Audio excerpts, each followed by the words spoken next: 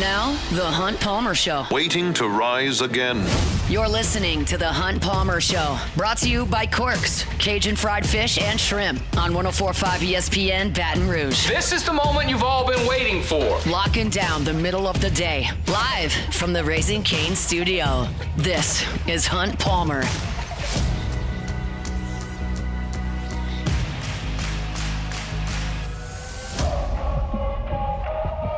Welcome in, Hunt Palmer coming to you from the Raising Cane studio downtown in the capital city on this Friday. Old habits, they die pretty quickly. Jacob Beck, Cassie Pizzali back there on the ones and twos. Fired up, you're here with us on this Football Friday. Again, brought to you by Corks, Cajun fried fish and shrimp. Lots to do here on this Friday. We'll get to Preston Guy here in 15 minutes. Chat with him about all things LSU football as the Tigers and Gamecocks set to kick it off tomorrow night in Tiger Stadium. Saints and Patriots. We'll get you ready and a pick for that one. Get you set for the NFL schedule on Sunday. Talk SEC point spreads an hour from now. So plenty to do. Appreciate you making us part of your day on this gorgeous Friday here in the capital city. Let's crank it up the way we do every day with our Genesis opening drive. It's time for Hunt's opening drive, presented by Genesis of Baton Rouge. LSU and South Carolina, both teams coming off of a bye week in this one. Kickoff just after 6:45 in Tiger Stadium tomorrow night. And I think as I was just contemplating this game, actually driving into work today, kind of thinking about angles to explore on the show, it kind of dawned on me that there are two discussions to have here. There's this game Saturday, and then there's the season as a whole, right? And this game, as I talked about yesterday, is massively important to LSU's season. If you lose to South Carolina, your dreams are cooked. Not literally, but what other conclusion can you draw? If you can't beat South Carolina at home, you're not going to Tuscaloosa and winning, and going to Norman and winning, and beating Texas A&M in Tiger Stadium, and going to Nashville and winning. Like, you're not going to run the table if you can't beat South Carolina at home. So for all intents and purposes, like, you're playing for your season in this game. It's massively impactful. But there's another way to frame this conversation. It's like, okay, what do you need to do to get better this season and accomplish your goals? And that a lot of it revolves around the offense. And then there's what do you need to do to beat South Carolina and just make sure that happens.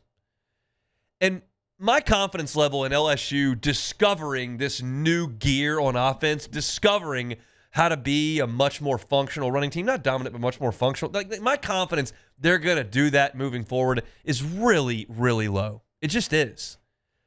If they had shown the ability throughout a season to get better running the ball the last couple of years, I might lean on that. They have not. This is who they've been for 3 years now. So my confidence level that that's going to take off is just not real high.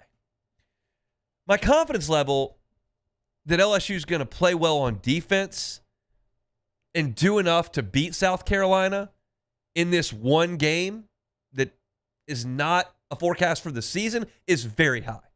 Here's why. South Carolina's offense stinks. Stinks. And this plays right into LSU's hands. Clemson's offense stinks. LSU put them in a blender. Florida's offense stinks. LSU put them in a blender. South Carolina's offense stinks. And LSU's going to put them in a blender. This defense in that stadium is a hard assignment for anyone. For South Carolina and what they have done thus far in September, almost impossible. I was looking at the stat sheet this morning, and I'm looking at what South Carolina has done this year. It's pedestrian stuff. They ran it 37 times for a $119 against Virginia Tech. That's pedestrian stuff against a bad Virginia Tech team. They threw it for 209 in that game. Completed 12 passes. Not great. You look at the game against South Carolina State, they didn't have any offensive points until late in the first half against an FCS team. Against Vanderbilt, I know there's a caveat there. Absolutely. Sellers going out is a big deal. But they ran the ball for 86 yards in that game. 29 carries for 86 yards on Vanderbilt. You think that's bad on the ground? How about the next week against Missouri on the road? Sellers played in that game. They ran it 22 times. You want to guess how many yards they ran for in that game? There's sacks involved. -9. I'm less concerned with the -9 because there are sacks involved in that. And Missouri got after Lenore Sellers and had a big red zone sack and what. But their long on 22 carries on the ground against Missouri was 7. 7 yards was their long in that game. Yeah, they ran it for 178 yards against Kentucky, who's atrocious. Took them 48 carries to do that, and they only threw it for 163 in that game. How many did they throw for against South Carolina State, a MEAC school? How many yards did they throw for? 128 yards. If this were one game here or there, I would call it a one-off. It's every week. There is one number on this stat sheet that is even remotely impressive. And it's the fact that they ran for 302 yards. That they threw for 302 yards against Missouri. That's the only number that's impressive. And they had some big plays in that game. And we talked about big plays early in the week. That is South Carolina's only chance. Because on a play-in and play-out basis in this game, LSU's defense is going to beat South Carolina's offense. South Carolina's offense has 3 offensive linemen that are not in good shape. They're probably not going to play in this game. They're looking for any running back to give them anything. They can't replace Rocket Sanders, and they haven't gotten that. They're the worst running offense in the SEC. And, oh, by the way, LSU is in that conference, and they're worse than LSU at running the ball. They've got a quarterback who is kind of limited in what he can operate. Like, he's not limited physically. He is a freak. He's really exciting to watch, quite honestly. But they kind of roll him out a little bit and get the ball on the perimeter. They will hit some big shots here or there, but he's not running enough. They're getting sacked a bunch. There's just not a lot to like about this South Carolina offense across the board. They're not good on the offensive front. They don't have playmakers at running back. They don't have a lot of playmakers at wide receiver. Nick Harbor's the one guy, and he's not been as productive as you thought he would probably be when he got to Columbia. And this is an LSU defense that is damn good. The vibes in this town have not been great for 2 weeks, grant you that. You go to Ole Miss, lose. Running game doesn't look very good. Quarterback kind of looks hurt. You give up 80 plays, and Ole Miss kind of beats you up. Like, that's a tough ego blow. So the vibes have not been great. The defense is still awesome. We don't talk about it. Everyone wants to talk about the running game, want to talk about the offense, want to talk about the quarterback, want to talk about all that kind of stuff. And that's relevant conversation. We're not shying away from that.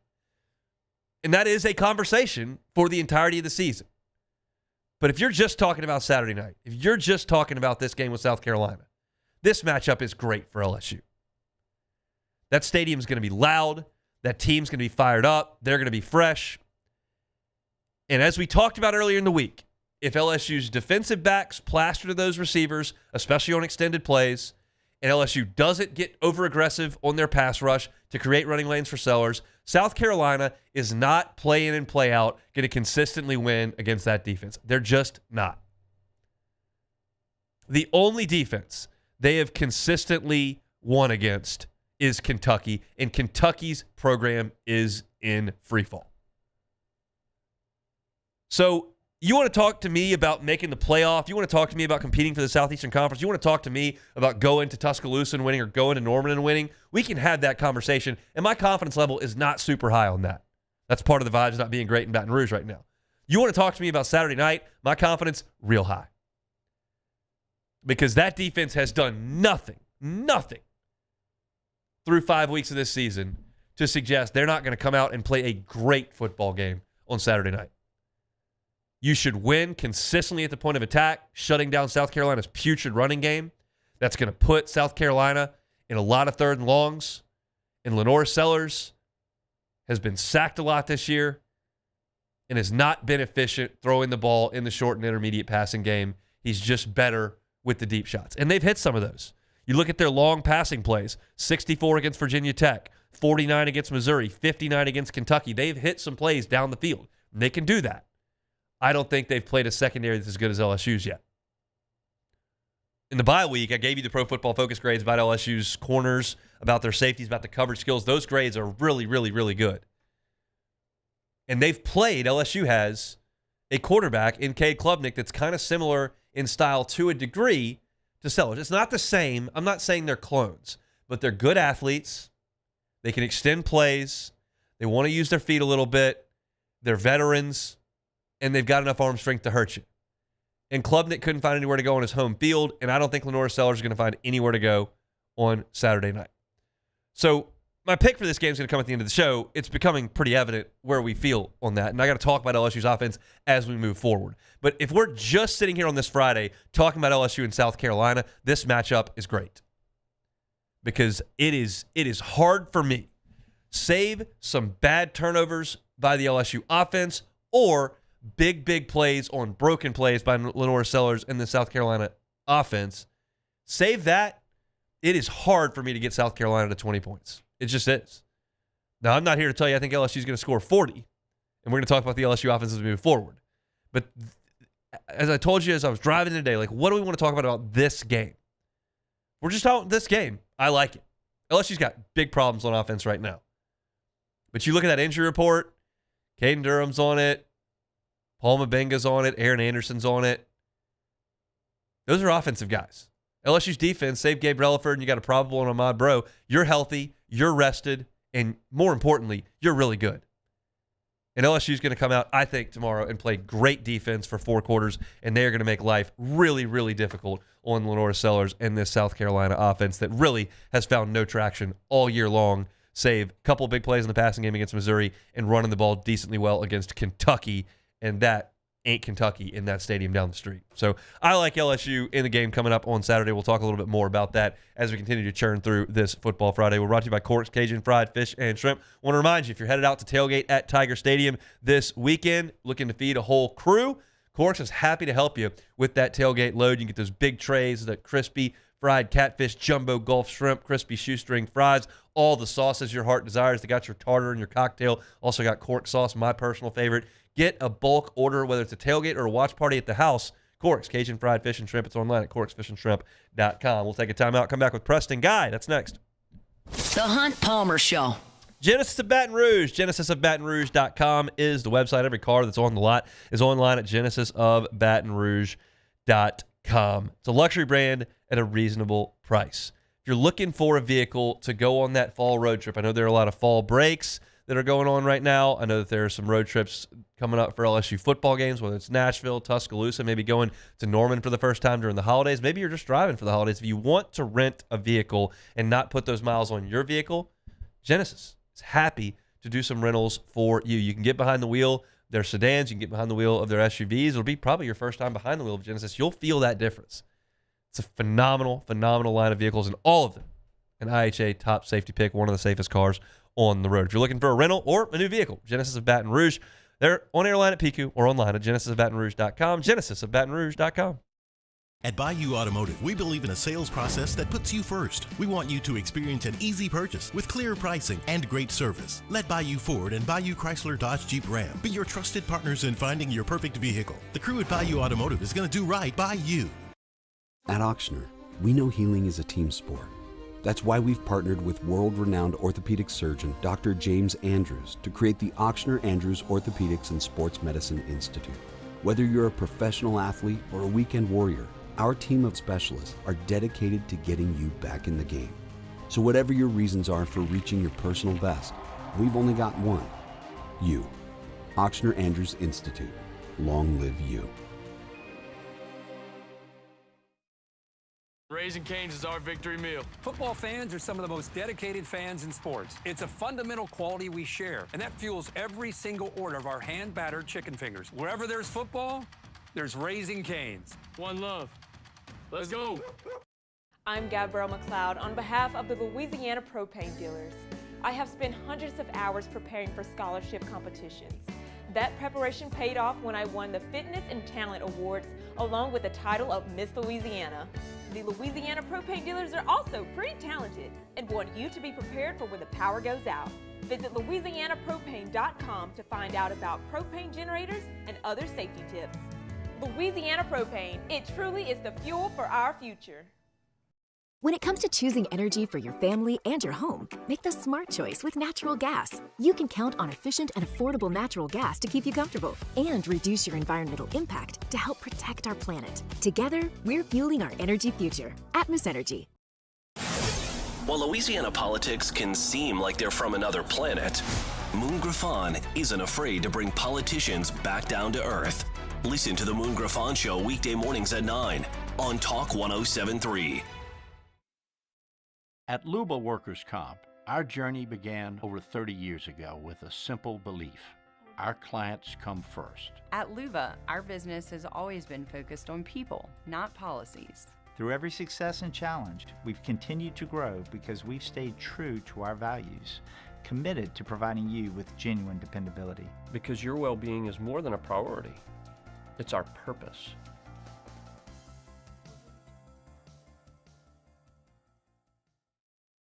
Family owned and community driven. Service Chevrolet Cadillac, a legacy you can trust since 1972.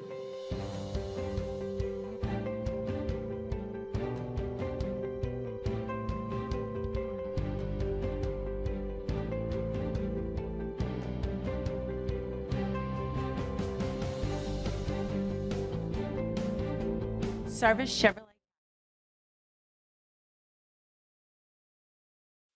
You're listening to The Hunt Palmer Show, brought to you by Quirks, Cajun fried fish and shrimp.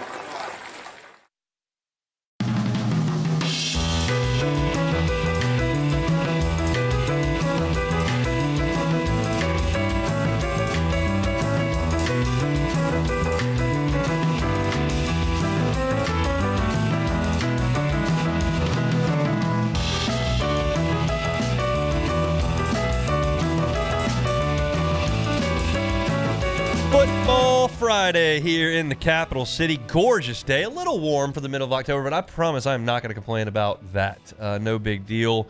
It's gorgeous out. Hope you're off work. If that's not the case, we'll get you to the finish line here on 104.5 ESPN Baton Rouge. Tigers and Gamecocks tomorrow just after 6:45. I think official kick time right now 6:55 from inside Tiger Stadium. One guy that will be there is Preston Guy. You can follow him on Twitter at pguy77. He's with us on Fridays. Joins us on the Jim's Firearms Hotline. Preston, how we doing? Good, man. How's it going? Going quite well. Let's talk offensive line. Paul Mabenga looks doubtful for this one. And one thing I've actually come to realize is Brian Kelly's really honest about injuries. He tells you about it on Monday. They've been honest on their injury report. And generally speaking, we've seen those results on Saturdays. So it sounds like Mabenga won't play. What does that look like for you up front at right tackle and left guard? I will go ahead and argue he's very transparent on availability. Yeah. I will agree with you on that. But, yeah, no. I would like to see Carius Kern. Whether they go that direction or not, we'll see. But I think he's shown a lot of promise. But he even said on his radio show last night that Carius Kern looks like a guard to him, but he's been playing tackle. So that's who I'd like to see. But we'll see what direction they go. When you think about Dylan Stewart and his talent on the edge, it's one of the few matchups on the field that I think that South Carolina's got a significant advantage. Does LSU have to change what they do with him lurking on one side of the field? Yes, and I addressed that on my show this week, actually. And the way I addressed it was very carefully worded, adjust for Dylan Stewart. I don't know that there's anybody on this offensive line who has shown me enough promise to make me think that, yeah, that guy can lock that guy down one-on-one. So I think you have to make adjustments. You have to slide running backs in coverage over there. Maybe you have to adjust your coverage and double-team them, or at least get an extra hand, a chip, to help out with him. So, yeah, no, I just think that you have to accept at this point that the offensive line is what it is, and you kind of have to play around it. So in playing around it, they're going to try to commit to running the ball a little bit more, and they've got to be more efficient in the passing games. What Brian Kelly said, they did a lot during the off weekend, even though Garrett Nussmeier wasn't practicing. What improvements are you looking for on Saturday night? Yeah, well, first and foremost, I'm going to be looking for Garrett Nussmeier to be able to stretch the field a little bit more.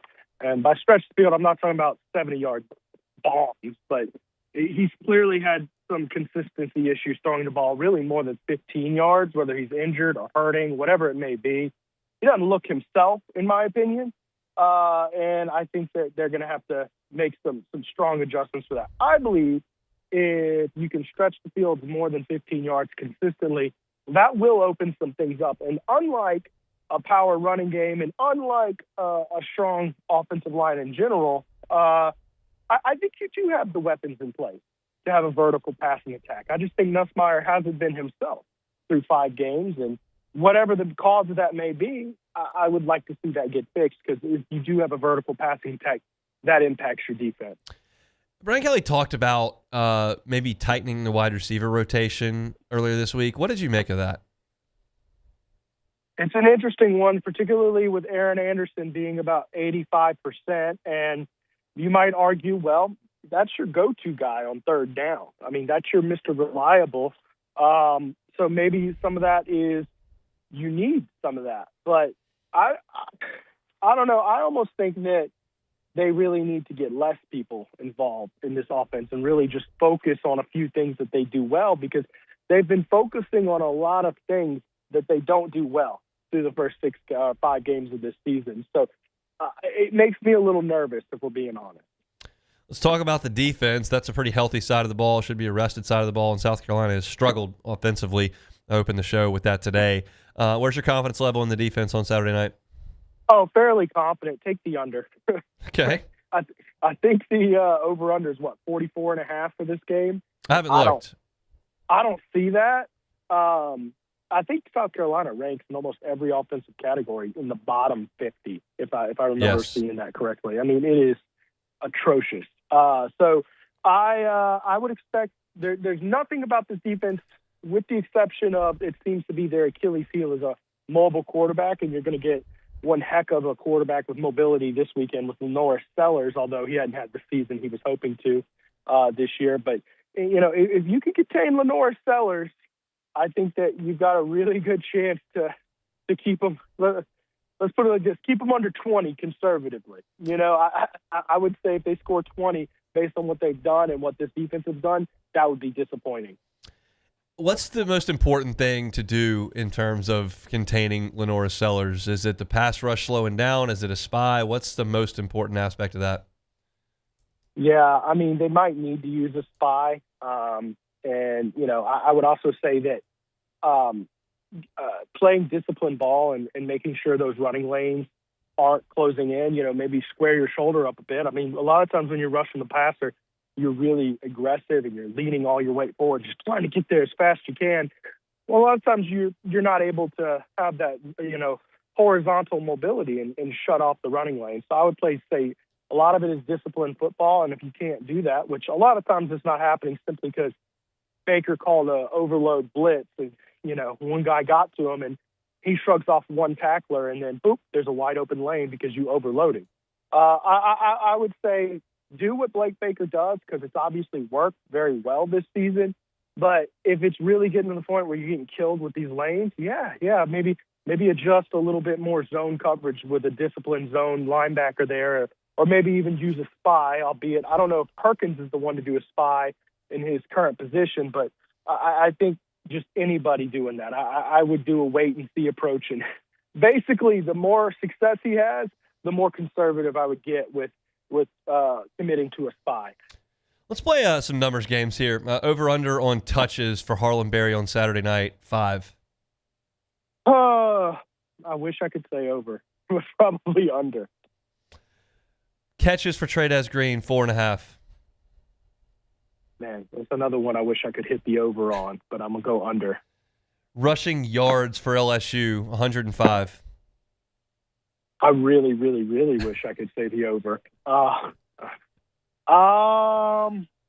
will take over on that one, simply because I think the game's going to be – I think the defense is going to take care of business, and they should be up multiple scores late, and they're going to need to, push out some rush yards to kill the clock. Does that sound like Caden Durham to you? Where's your confidence in him? And who's next if we're under Harlan Berry? Is Juwan Johnson next for you? Yeah, for me or for the coaches, because those are two different answers. The coaches. It's probably Caden Durham, then Juwan Johnson, then Harlan Berry for the coaches. South Carolina point total 14.5. 14.5. I would go under. Whew, that's not very much. That just feels like a really low number that I just tossed out there. I'm sure Vegas has a real number on that. But I opened my show with the confidence in this defense with a week off in that stadium against an offense that's been so bad. Sounds like you share that, and I just feel like this is a really good matchup for LSU. Is that where you are? Yeah, I do. I think it's a really good matchup. I think that having a team that struggles to score the ball, that's a good solution for your offense that really needs to put it together. Let that elite defense do its thing. And, yeah, I expect Blake Baker to show out this weekend. Then let's bring it big picture. Where's your confidence in this team as far as to chasing a playoff and those types of things in this offense? Like, where are we entering this game? Until I see something better, it's pretty rattled. Yeah, I don't have much confidence right now. I think unless we see some substantial improvement on offense, I don't think this is a playoff team. I think that I think the team that went to Oxford is an 8-4 team at best. I do believe that we will see some improvement because, football season, there's peaks and troughs of your team just naturally. And that looked a lot like a trough on the offensive side of the ball.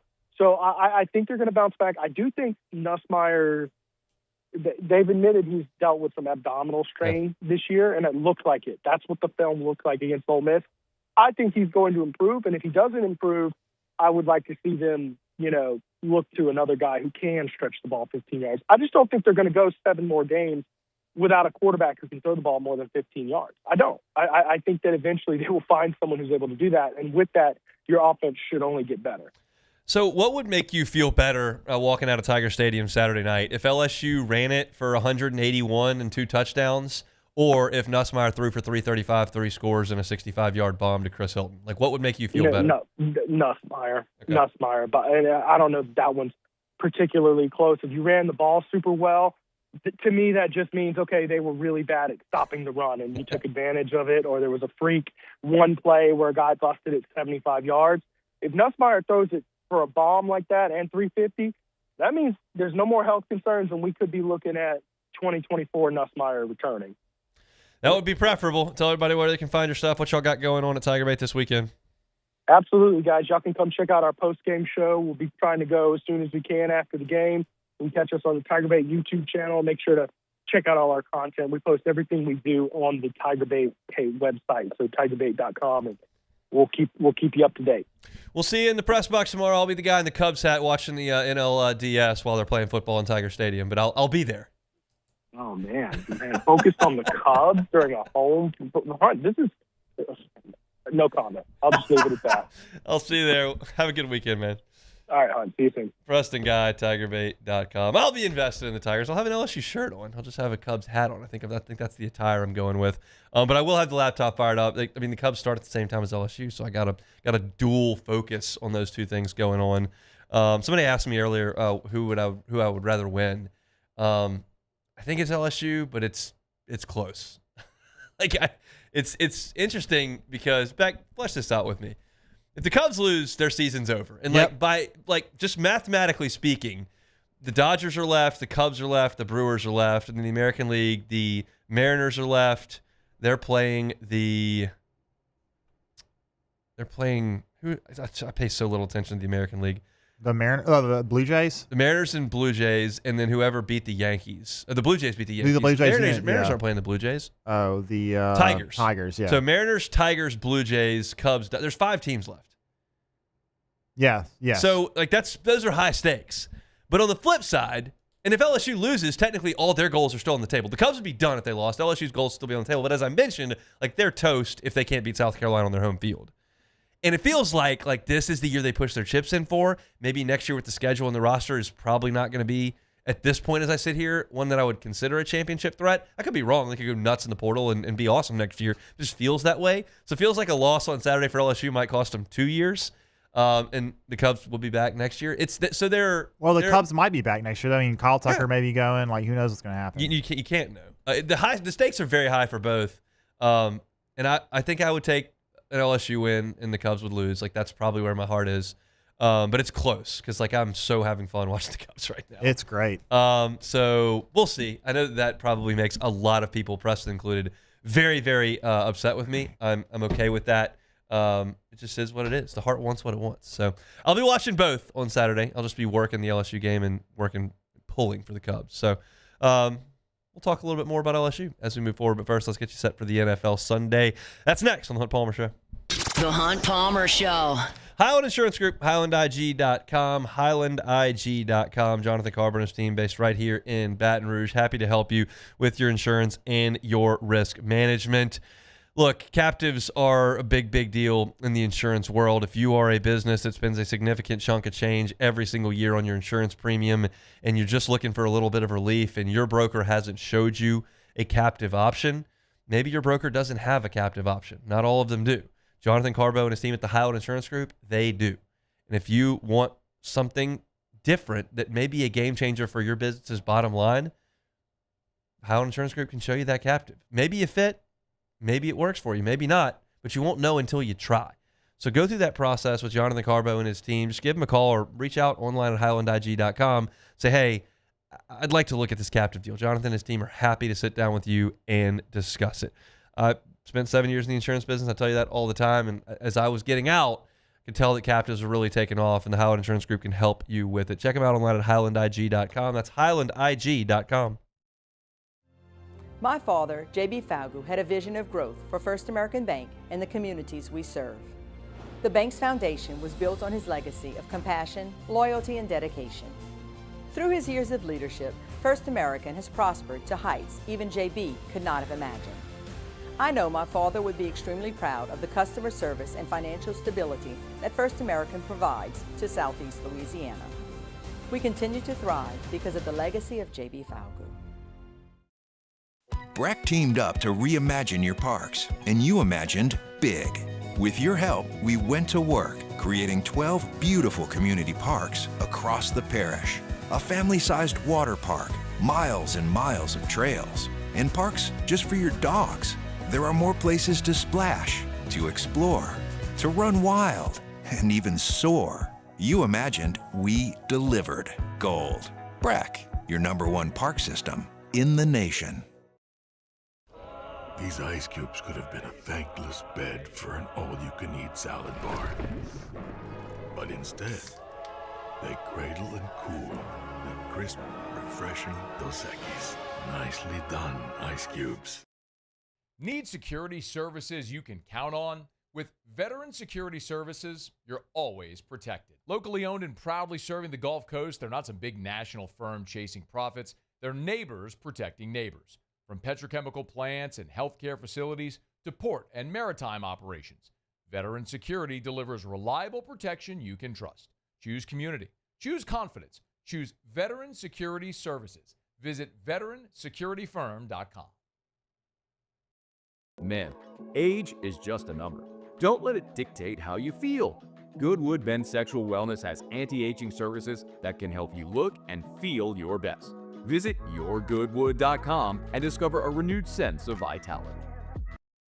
Trust isn't given, it's earned by showing up, leading the way, and performing at your best when it matters most. Our Lady of the Lake sports medicine experts know what it takes to improve performance and build champions at every level. That's why LSU chose Our Lady of the Lake as its championship health partner, trusting Louisiana's best medical team to care for our state's best athletes. From championship athletes to everyday champions, trusted care starts here.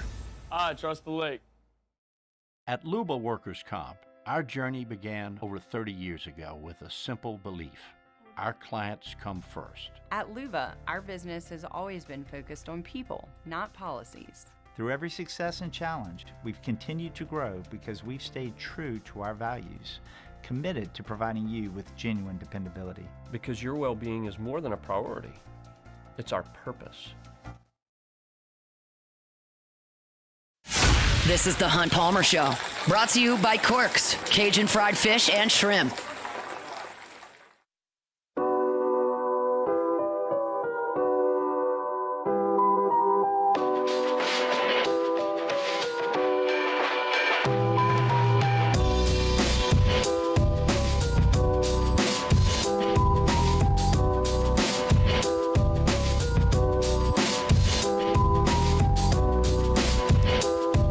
Football Friday edition of the Hunt Palmer Show. 104.5 ESPN Baton Rouge, brought to you by Corks, Cajun fried fish and shrimp. If you're looking for LSU coverage tomorrow on your game day, we start up at 1:45. It'll be Charles Hanniger and Matt Musso, Eagle 98.1 game day from Rouse's on Burbank. They'll go for 3 hours, 1:45 to 4:45. They'll hand it off to me with the LSU Sports Radio Network. Myself, Brandon Taylor, Marlon Favorite with you from 4:45 until about 6:20 or so.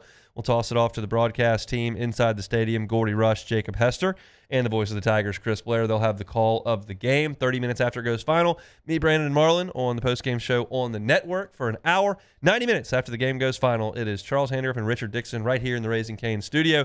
They'll be with you for Eagle 98.1 Game Day's postgame show, taking your phone calls until the wee hours of Sunday morning. So crank us up. 1:45 tomorrow from Rouse's Eagle 98.1 Game Day starts your day. Then on Sunday, you got Jimmy Ott's Football Sunday. That's from 10 to noon, and that leads right in to a full slate of NFL action, and we'll get you ready for it starting right now. All right, Tier 4, just one awful game on Sunday. You don't have to watch it. Titans at the Raiders. Battle of 1 and 4s. These teams are bad. Cam Ward and Ashton Jeanty may be the two reasons to watch. Jeanty was good against the Bears last week. Cam Ward trying to take some incremental steps there in Tennessee, but these two teams are not good. That's why they're in Tier 4. Tier 3, not great action here. The Bengals are at the Packers. Joe Flacco making a start for the Bengals. He'll be the fourth quarterback to start games for two teams in the same division in one season since 1970's NFL merger. The Broncos are at the Jets. That game's in London. The Jets are 0-5. They are not good at all. Bo Nix only threw for 60 yards last year against the Jets. Something tells me he'll up that total in Sunday's action across the pond. The Chargers are at the Dolphins. Mike McDonald, this is not good. 3-14 against teams with a winning record. Mike McDaniel, yeah. We're looking at, no. Is it McDaniel? The Dolphins head coach? Yeah, because there's a McDonald in Seattle. There's McDaniel. Okay, got it. There's whatever. The guy that said the Dolphins is not good against winning teams. 3-14. They should be firing him. They may fire him on Monday. We'll see. Let's go with the Browns and the Steelers. You threw me off everything, Beck. The Browns haven't cracked 17 points in their last 10 games. That is awful by NFL standards. Mike Tomlin, Steelers, by the way, 8 straight wins off of a bye. There are so many metrics that prove how good a coach Mike Tomlin is. They're not contending for Super Bowls, but they are never bad. They're never underprepared, and they're really good off a bye week. They probably win this one at home against Cleveland. Cowboys are at the Panthers. Dallas is the only NFL team that is both scoring and allowing 30 points per game. They're not great, but they're a lot of fun to watch. They're the first team to do that through the first month since the Chiefs in 2021. All right, Tier 2. This is the stuff that's a little bit better. The Cardinals are at the Colts. Danny Dimes and the Colts are second in the NFL in scoring. The Cardinals have the best analytical run defense in the NFL, so something's got to give in that one in Indy. The Seahawks are at the Jags. Seattle has won 8 straight true road games. Now they head to Jacksonville.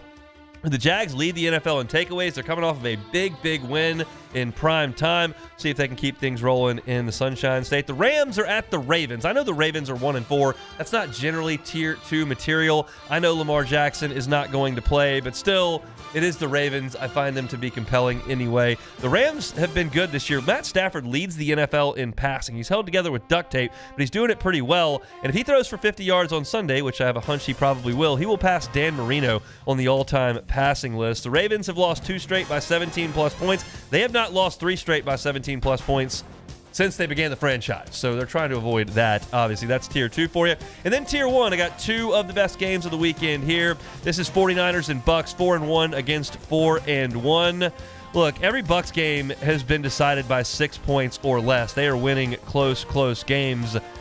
They've won 4 by 3 or fewer to this point, so they are in some really tight matchups. I would imagine that'll be the same against the 49ers in Tampa on Sunday. And then you got Lions at Chiefs. I know the Chiefs are not off to an awesome start, but they still go in Tier 1 here because they're still relevant. You're talking about a Chiefs team that won so many close games last year. They are 0-3 in one-score games this year. That whole thing is evening out. How about Jared Goff? He's the only quarterback that Patrick Mahomes has faced multiple times and has never beat. It's an interesting trivia question. Jared Goff would be the answer there. That is a look around the National Football League in Week 6. Very close, but not perfectly timed there. I got bye weeks. You're starting to get into some significant bye weeks. I got there were some games. There were some other games you didn't mention there. I don't think so. Were there? 1, 2, 3, 4, 5, 6, 7, 8, 9, 10, 11. That's Monday. I never do the Monday game. Okay, We only have Monday we have game. Okay. show Well, before yeah, Monday. that's fair. That's fair. We're going to talk about that game. That's a fascinating game to talk about on Monday because you've got Caleb Williams and Jaden Daniels. It's also, I've listened to a lot of Chicago radio in the last week. The Bears were off this past weekend, so they have had a lot to kick around with this Commanders game, and they are fixated on that game because of the Hail Mary last year, which a lot of people may have forgotten. But the Commanders came back and beat the Bears in a wild game on a Hail Mary, and it essentially blew up the Bears' season. They were in a good spot right there. Matt Eberflus ended up getting fired. They've been talking about that a good bit when they haven't been locked in on the Cubs baseball. So that'll be a big one on Monday, and I think we'll talk about it on Monday's show. But we still got to talk a lot about the New Orleans Saints and the New England Patriots, which we did not talk about in that segment. So we'll take a timeout, and then we'll come back, and we'll talk Saints and Patriots, including a pick when we come back. The Hunt Palmer Show.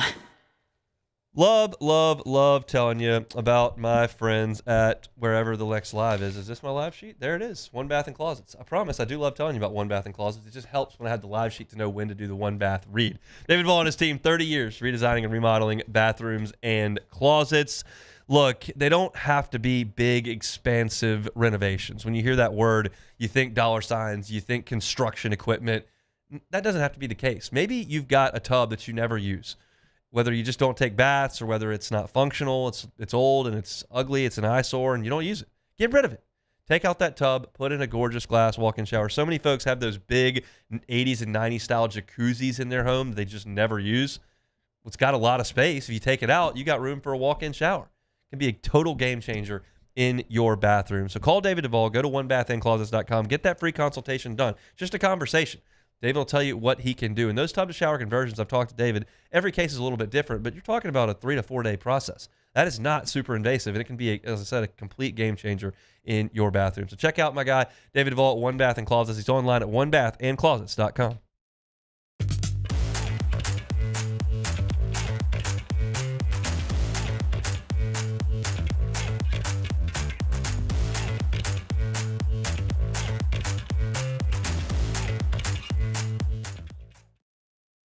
When it comes to pipe fabrication, time is money. And at River Parish Contractors, we make every second count. Our 36,000 square foot shop is ready to take on your projects right now. With experienced welders, precise fittings, and fast turnarounds you can trust. Whether it's a single custom spool or a full-scale run, we have the capacity and the skill to keep your job on schedule. Call us or visit rpcontractors.com for your quote. That's rpcontractors.com. These are the luckiest ice cubes in the world. They could have been a thankless bed for an all-you-can-eat salad bar. But instead, they've been called upon to cradle and cool a crisp, refreshing Dos Equis. Looks like the lucky just got luckier. Dos Equis. Breck teamed up to reimagine your parks, and you imagined big. With your help, we went to work, creating 12 beautiful community parks across the parish. A family-sized water park, miles and miles of trails, and parks just for your dogs. There are more places to splash, to explore, to run wild, and even soar. You imagined, we delivered. Gold. Breck, your #1 park system in the nation. ED, low T, or simply seeking to optimize your health and performance? Goodwood Men's Sexual Wellness offers a range of discreet services to address your specific needs. We empower men to reclaim their health and confidence. Visit yourgoodwood.com. Raising Cane's is our victory meal. Football fans are some of the most dedicated fans in sports. It's a fundamental quality we share, and that fuels every single order of our hand-battered chicken fingers. Wherever there's football, there's Raising Cane's. One love. Let's go. In South Louisiana, you can always count on good people coming together to help our children. At Dreams Come True, we grant wishes for Louisiana children with life-threatening illnesses. But to do this, we need funds. That's why we're trying to raise $100,000 for Dreams Come True by giving away the Blessed Builders School. Make your backyard's dream come true while helping our kids. Just go to dreampoolla.com and you can find out how your $25 donation might help win you a Duplessis pool. Flight by Yingling is raising the bar by crafting the next generation of light beer. With only 2.6 carbs and 95... You're listening to The Hunt Palmer Show, brought to you by Corks, Cajun fried fish and shrimp.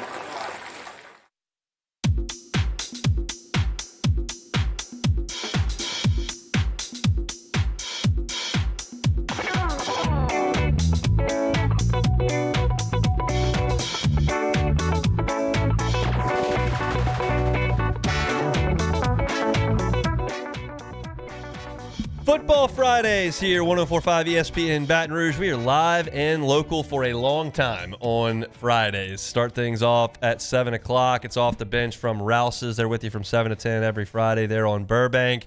Then an hour early, Football Friday edition of Live at Lunch. They're at Rufino's every Friday from 10 to 1 o'clock. I take the reins from 1 to 3. Matt from 3 to 6. Your general Fridays our Louisiana Prep Preview at 6 o'clock, leading you to Catholic High football at 6:45 with kickoff at 7. I believe Catholic played last night. So every week a little bit different. But generally speaking, we're with you live and local from 7 a.m. to about 9 p.m. on your Fridays. So appreciate y'all making us part of your Football Fridays. A lot of energy in the town. It's always fun. We were over at Lod Cook for the Football Friday at the Cook with the Alumni Association. Got to sit down with Russell Shepard, Brad Wing, Todd McClure as well. It's a great event over there on campus, and it's a gorgeous day. It's going to be a phenomenal weekend. Very much looking forward to getting into Tiger Stadium. Then on Sunday, we'll cap our Health Louisiana weekend with some Saints. So let's talk Saints and Patriots here. Noon kickoff in the Dome. Point spread, as I'm looking at it right now, New England -3.5 in that game. And this is one, as I talked about yesterday, that you looked at in July, August, camp time, and you're like, okay, that's a spot. You've got that little window, a little pocket where the Giants and Patriots come to the Dome. That can be a spot where you can kind of get your season on track. You knew things could get bumpy early for sure. Probably not going to be a favorite against the Cardinals. San Francisco going to come in there with a really good roster. Then you got to go on the road. Seattle, you got to go to Buffalo. Like, that's going to be bumpy. But you get the Giants and you get the Patriots. And the Saints whipped the Giants last weekend. I mean, the defense just was everywhere, getting turnovers. They ran the ball pretty well. Rattler finally hit the deep ball. Like, they played as good a game as they had played all year, and they took control of that game and beat the Giants, who, look, the Giants played great last night. So that's a nice win, and you thought this was going to be kind of another edition of that. And it's not. This Patriots team is better than those Giants. Drake May has really built on the finish to last year and has been really strong this year. And so they got a big upset road win last weekend. They got to hit the road again. And this is a Patriots franchise that's really hit reset and done a very nice job. It's a lot of folks are programmed, I would say, to just default to the Patriots have always been great because they were great for so long. But when Brady left and then Belichick at the end there, like, that thing fell off a cliff. You'll remember that Saints team that went up to Foxborough a couple years ago, and I mean just annihilated New England. They were rock bottom. But they got the coach in place, and Vrabel's doing a good job. They've got a quarterback that's figuring things out. And now there's a lot of optimism in Foxborough. And it's kind of an inspiration, I would say, to where the Saints are like, you just got to get two spots right. And the Patriots had $150 million in cap space, which the Saints certainly don't have, but could work in that direction if you make sound decisions here in the short term. Things will start to free up as contracts come off the book. And the Patriots have turned it around, and they're now looking like a team that very well could be a playoff team. So that's encouraging from a Saints perspective. In the one sense, you're like, oh, that's the team that figured it out. It's discouraging in the fact that, well, this is a better team than you thought coming to the Dome here in Week 6. To me, as we talked about yesterday, this is a Patriots team that has been a little bit vulnerable to the pass. And the Saints are not good throwing the football. They're bottom 5 in the NFL in passing efficiency and offense. And so you don't figure that the Saints are going to take a lot of advantage of that. But the best way they can do it is to create numbers advantages there. And you create numbers advantages in the passing game when you commit to running the ball and you force defenses to try to take that away. Now, New England's good at that, but I expect the Saints to run the football early and often in this game. I don't know how much of that's Taysom Hill. And truthfully, I don't know how much of it is Alvin Kamara, because Alvin Kamara was limited in practice on Wednesday. He's got a bit of an ankle injury. Maybe he's not ready for 18 carries in this game. And that means Kendre Miller may get as extensive a workload as he's gotten in his young career.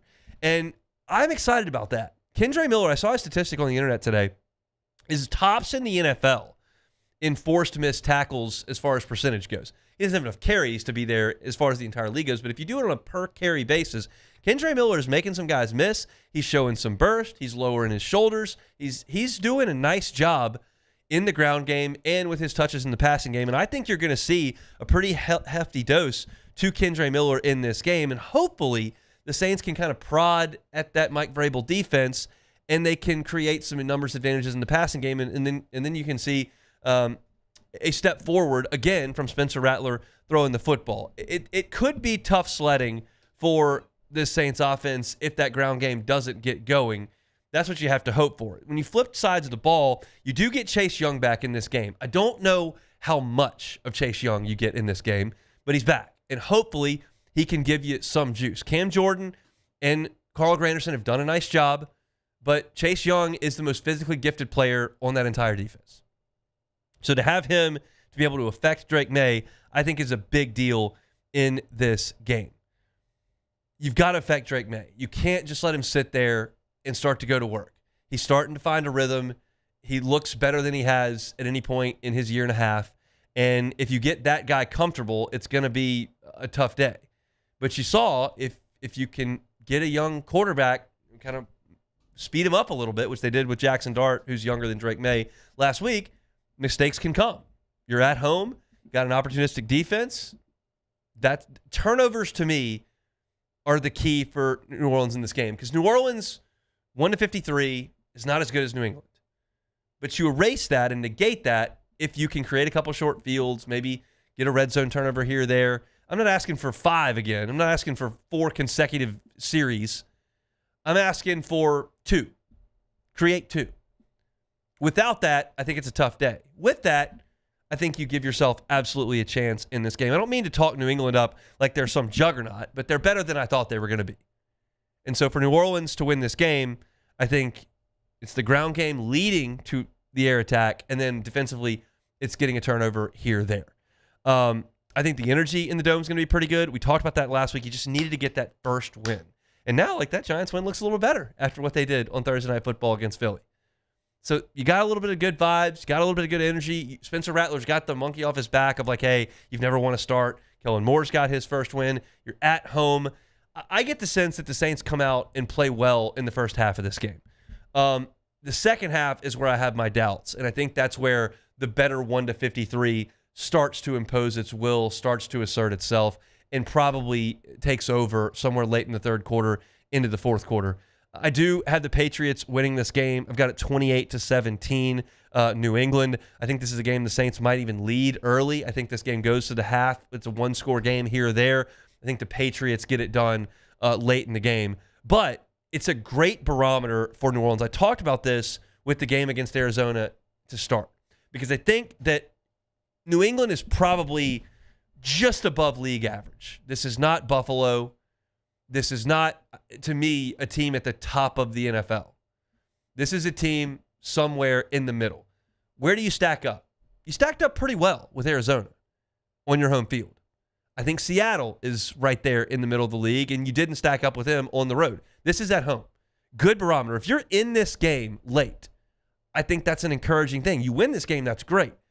You get punked, you start to think about, well, they did win that game, but they got 5 turnovers, and that's not a sustainable way to win football games. I think it's probably somewhere in the middle of that. I think that the Saints lose this game by 11 points, 2 scores, but hopefully they are competitive. We'll certainly be talking about it coming up on Monday's show. All right, you're looking for Saints content. You can always find it, Hunt on Saints, wherever you find your podcast, certainly on YouTube as well. Subscribe to the channel. We certainly appreciate it if you do that.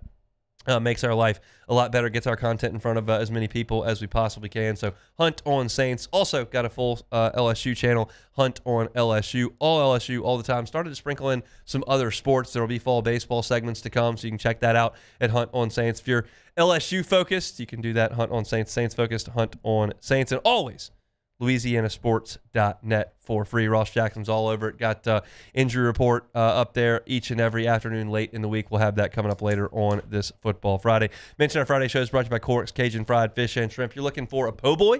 That sound good to you on this Friday? Getting off work, trying to eat something real tasty? Corks has a phenomenal fried shrimp po' boy. It is overstuffed, it is fully dressed, and it is an A+. That fried shrimp is so flavorful. The recipe brought to you right here in the seafood capital of the world, South Louisiana. So if you're looking for a po' boy, stop on by. Check out the menu, corksfishandshrimp.com. A fast-moving and busy hour number one. Opened talking about this LSU and South Carolina game and just how much I like this matchup for LSU. I love it from a defensive perspective. I think LSU really matches up well. So I gave that thought at the top of the show. As I mentioned, you can find that at Hunt on LSU. Preston Guy was with us talking a little bit more LSU football. And then we got you ready for the NFL slate to come on Sunday, as we do every single week on our Football Fridays. So check that out wherever you find your podcast on demand. At Hunt Palmer Show is where that is all archived. Hour two will be fast moving as well. We're going to talk LSU and South Carolina. We're going to talk about the SEC and my picks against the spread. That'll lead us off in the hour. Got to play a little bit of take it or leave it. And of course, my final pick for LSU against the Gamecocks. That'll come to you at the end of the show. So we're going to pause for national headlines and Sports Center. We're going to come back fired up for one final hour this week. It's the Hunt Palmer Show. Don't go anywhere. Hope your Friday's going well. The Hunt Palmer Show. Talking with one of our sales staff earlier today at Football Friday at the Cooks, said he was headed over to Swing Easy Golf Club this afternoon. He's got a big tournament coming up on Monday, so wanted to go over and hit some golf balls. It's a perfect place to do it. Still a little bit warm out there. That's not what you're looking for. Play golf inside. When it rains, play golf inside on one of their 3 incredible simulators. You can work on your game on the driving range feature, or you can just have some fun. Tee it up at Pebble Beach, tee it up at Cypress Point, tee it up at Bethpage Black or TPC Sawgrass. All those loaded up on the simulator. It's a ton of fun. Bring your friends. They got beer, they got seltzers, they got wine. Have some fun over at Swing Easy Golf Club. They are at Segan and Perkins, right there in that shopping mall. Just pull up. It's right there on the right. You just can't miss it. Great place for golfers of any skill level, looking to socialize, looking to work on your game. You can do it at Swing Easy Golf Club. They are online at swingeasygcbr.com. That's swingeasygcbr.com. At Bayou Automotive, we believe in a sales process that puts you first. We want you to experience an easy purchase with clear pricing and great service. Let Bayou Ford and Bayou Chrysler Dodge Jeep Ram be your trusted partners in finding your perfect vehicle. The crew at Bayou Automotive is going to do right by you. Baton Rouge's home for real rock. It's Eagle 98.1. Foo Fighters. Led Zeppelin. AC/DC. Pearl Jam. And the flagship home for LSU sports. Take us anywhere with the Eagle 98.1 app. Eagle 98.1 is the rock station. Today, we are shaping tomorrow. We are researching how extreme stress impacts the immune system, from trauma victims to athletes and even astronauts. Our work is leading the way in sepsis treatment, saving countless lives. We're unlocking the mind with music in exciting new ways. Our Lady of the Lake Health and LSU are improving the health of our state.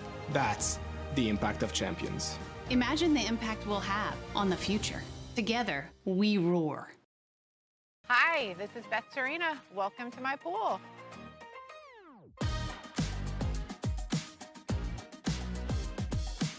The first time I saw this beautiful pool, it exceeded every expectation that I had. They were able to get everything we wanted in this pool. It is a beautiful pool. We live out here, we eat out here, we watch TV out here. This is like our living room outside. We love this pool and everything about it. When we decided to build our pool, we called a great friend who is one of the best pool builders in the country in North Louisiana, and we said, who would you choose to build a pool in Baton Rouge? And without a hesitation, he told us Russell Pools. He said their history, tradition of great builds, great pools was unmatched. So of course, who did we call? Russell Pools. The advice I would give to anyone looking to build a pool is first call Russell Pools. They'll do an incredible job. It'll be incredibly organized. It'll be time efficient, and you will have your pool in no time.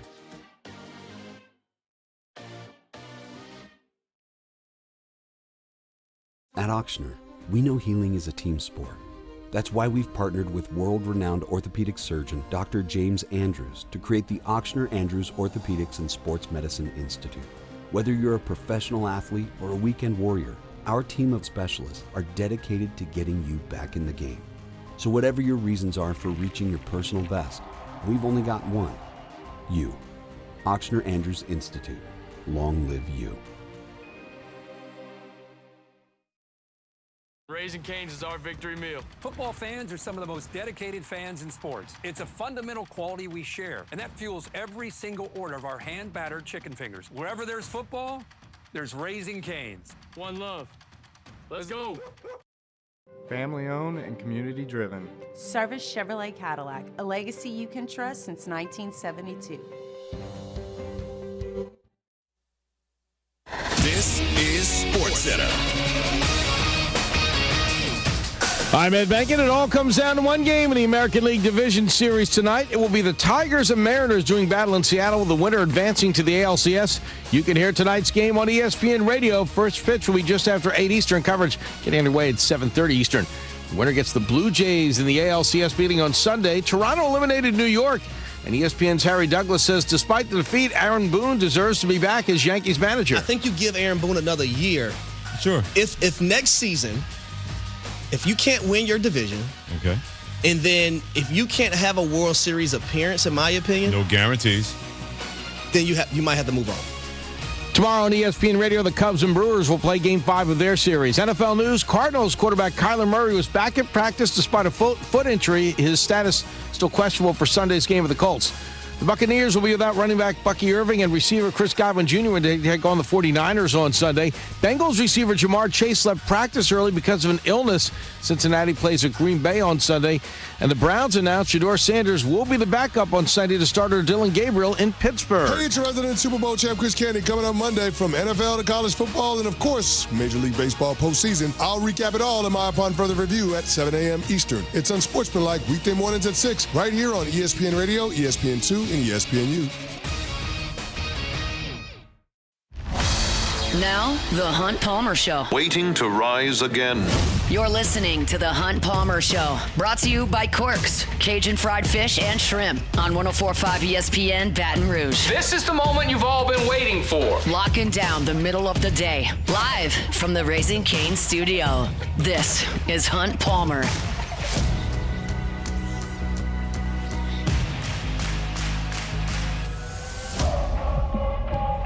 Hour 2, Football Friday edition of the Hunt Palmer Show, 104.5 ESPN Baton Rouge. Fired up, you are here with us. I hope the work week's in the rearview mirror, but if you're still on the clock and hanging out, we'll get you to the finish line here on this beautiful Friday in the capital city. LSU in South Carolina coming your way. Tiger Stadium, 6:55 kickoff tomorrow. We'll certainly talk about that in our next segment. Right now, we're going to get into SEC against the spread, but first, I want to talk to you, Jacob Beck. How's your recollection of the 2011 season? Is it okay? The LSU 2011 season? I was pretty young, but I do remember it pretty fondly. It's a really good team. Yes. Very, very good. It was my first year on the beat. I was just out of college. Do you remember the Brad Wing fake punt?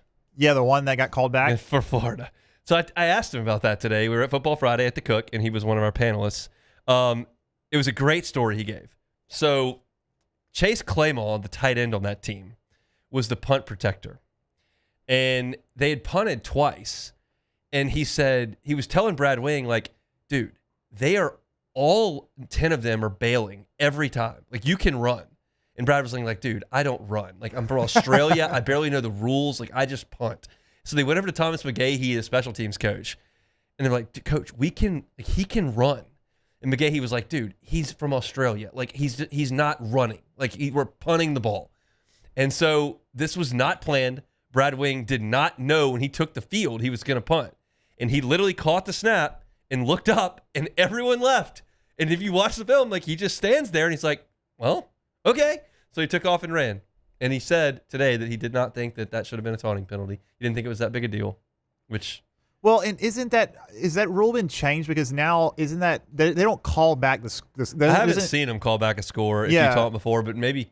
Players aren't doing it now because they know that it'll get called back. I'm not sure. I can't speak to that with the confidence. But I feel like I've seen the unsportsmanlike, and then it just usually applies to the extra point or the kick, the kickoff. Maybe. And then I also got another story from Russell Shepard, which is a beautiful thing about doing those things like behind closed doors, quote unquote. It's not kind of on the record, and I'll air it out a little bit here, but I don't feel too bad about it. This was 14 years ago, and Russell's NFL days are done, so I don't think that we need to worry about college. But I asked him his favorite memory from the 2011 team, and he was on that team. Great team. They went to Dallas and beat Oregon. They went to West Virginia and won. They went to Tuscaloosa and won. They destroyed Arkansas. It's a great team. They beat Georgia in the SEC championship game. What's your favorite memory of that season, Shep? So actually my favorite memory of that season, I was at home on the couch because I was living with my girlfriend at the time, and I tried to claim that as my residence, and the compliance department found out about it and suspended me for the first 2 games. So I was watching the Oregon game at home when Tyrann Mathieu stripped DeAnthony Thomas on the punt return and ran it in for a touchdown. He said he had seen it like 6 times in practice and to see it in a game. But I did not know when I asked him that question, he's going to tell me his favorite time was when he was suspended for breaking the rules with improper benefits. Wow, that's good stuff. That's what you get with the Football Friday over there at the Cook. So a lot of fun. I actually asked Todd McClure when at LSU could run the ball, and he's like, I'm not really sure about that. So that was less than encouraging. But it is what it is.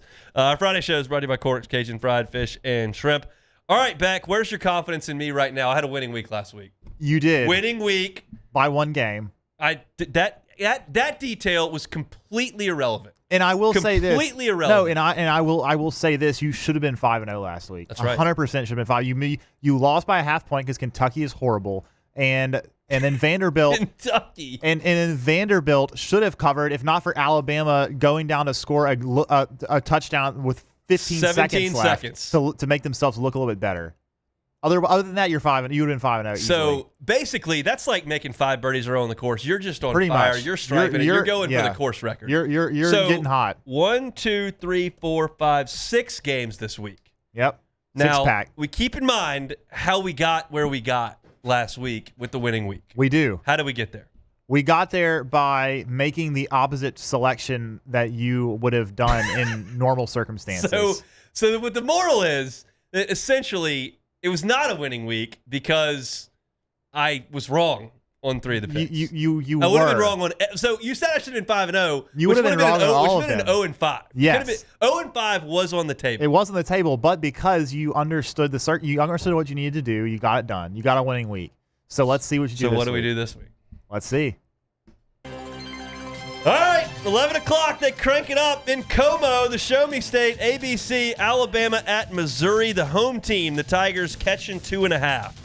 Look, Missouri's defense allows 203 yards per game. That is second nationally. Missouri is number 1 in the country in third down offense. Missouri looks really good. Missouri has played an atrocious schedule. Bama goes to Columbia. They destroy Missouri. Alabama minus 2.5. Give me the Tide on the road. I feel like as the favorite. I feel like that was probably what you would have done. Like you would have selected Missouri last week. I feel. I did not. I selected the Tide minus 2.5. Easy bet. Washington State plays Ole Miss. The line on this game is 31.5. Beck, I have a question for you. Okay. Washington State played North Texas this year. Do you want to guess how many points Washington State gave up in that game against the Mean Green? I actually know because I was checking out Washington State earlier this week because I was curious as to why this line would be so obscure, and it's because Washington State lost to North Texas by 30 points? They gave up 59 to the Mean Green. Yeah. And if you're thinking, well, that's a bad Saturday.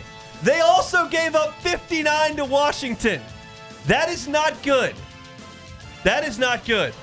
Now they're playing Ole Miss.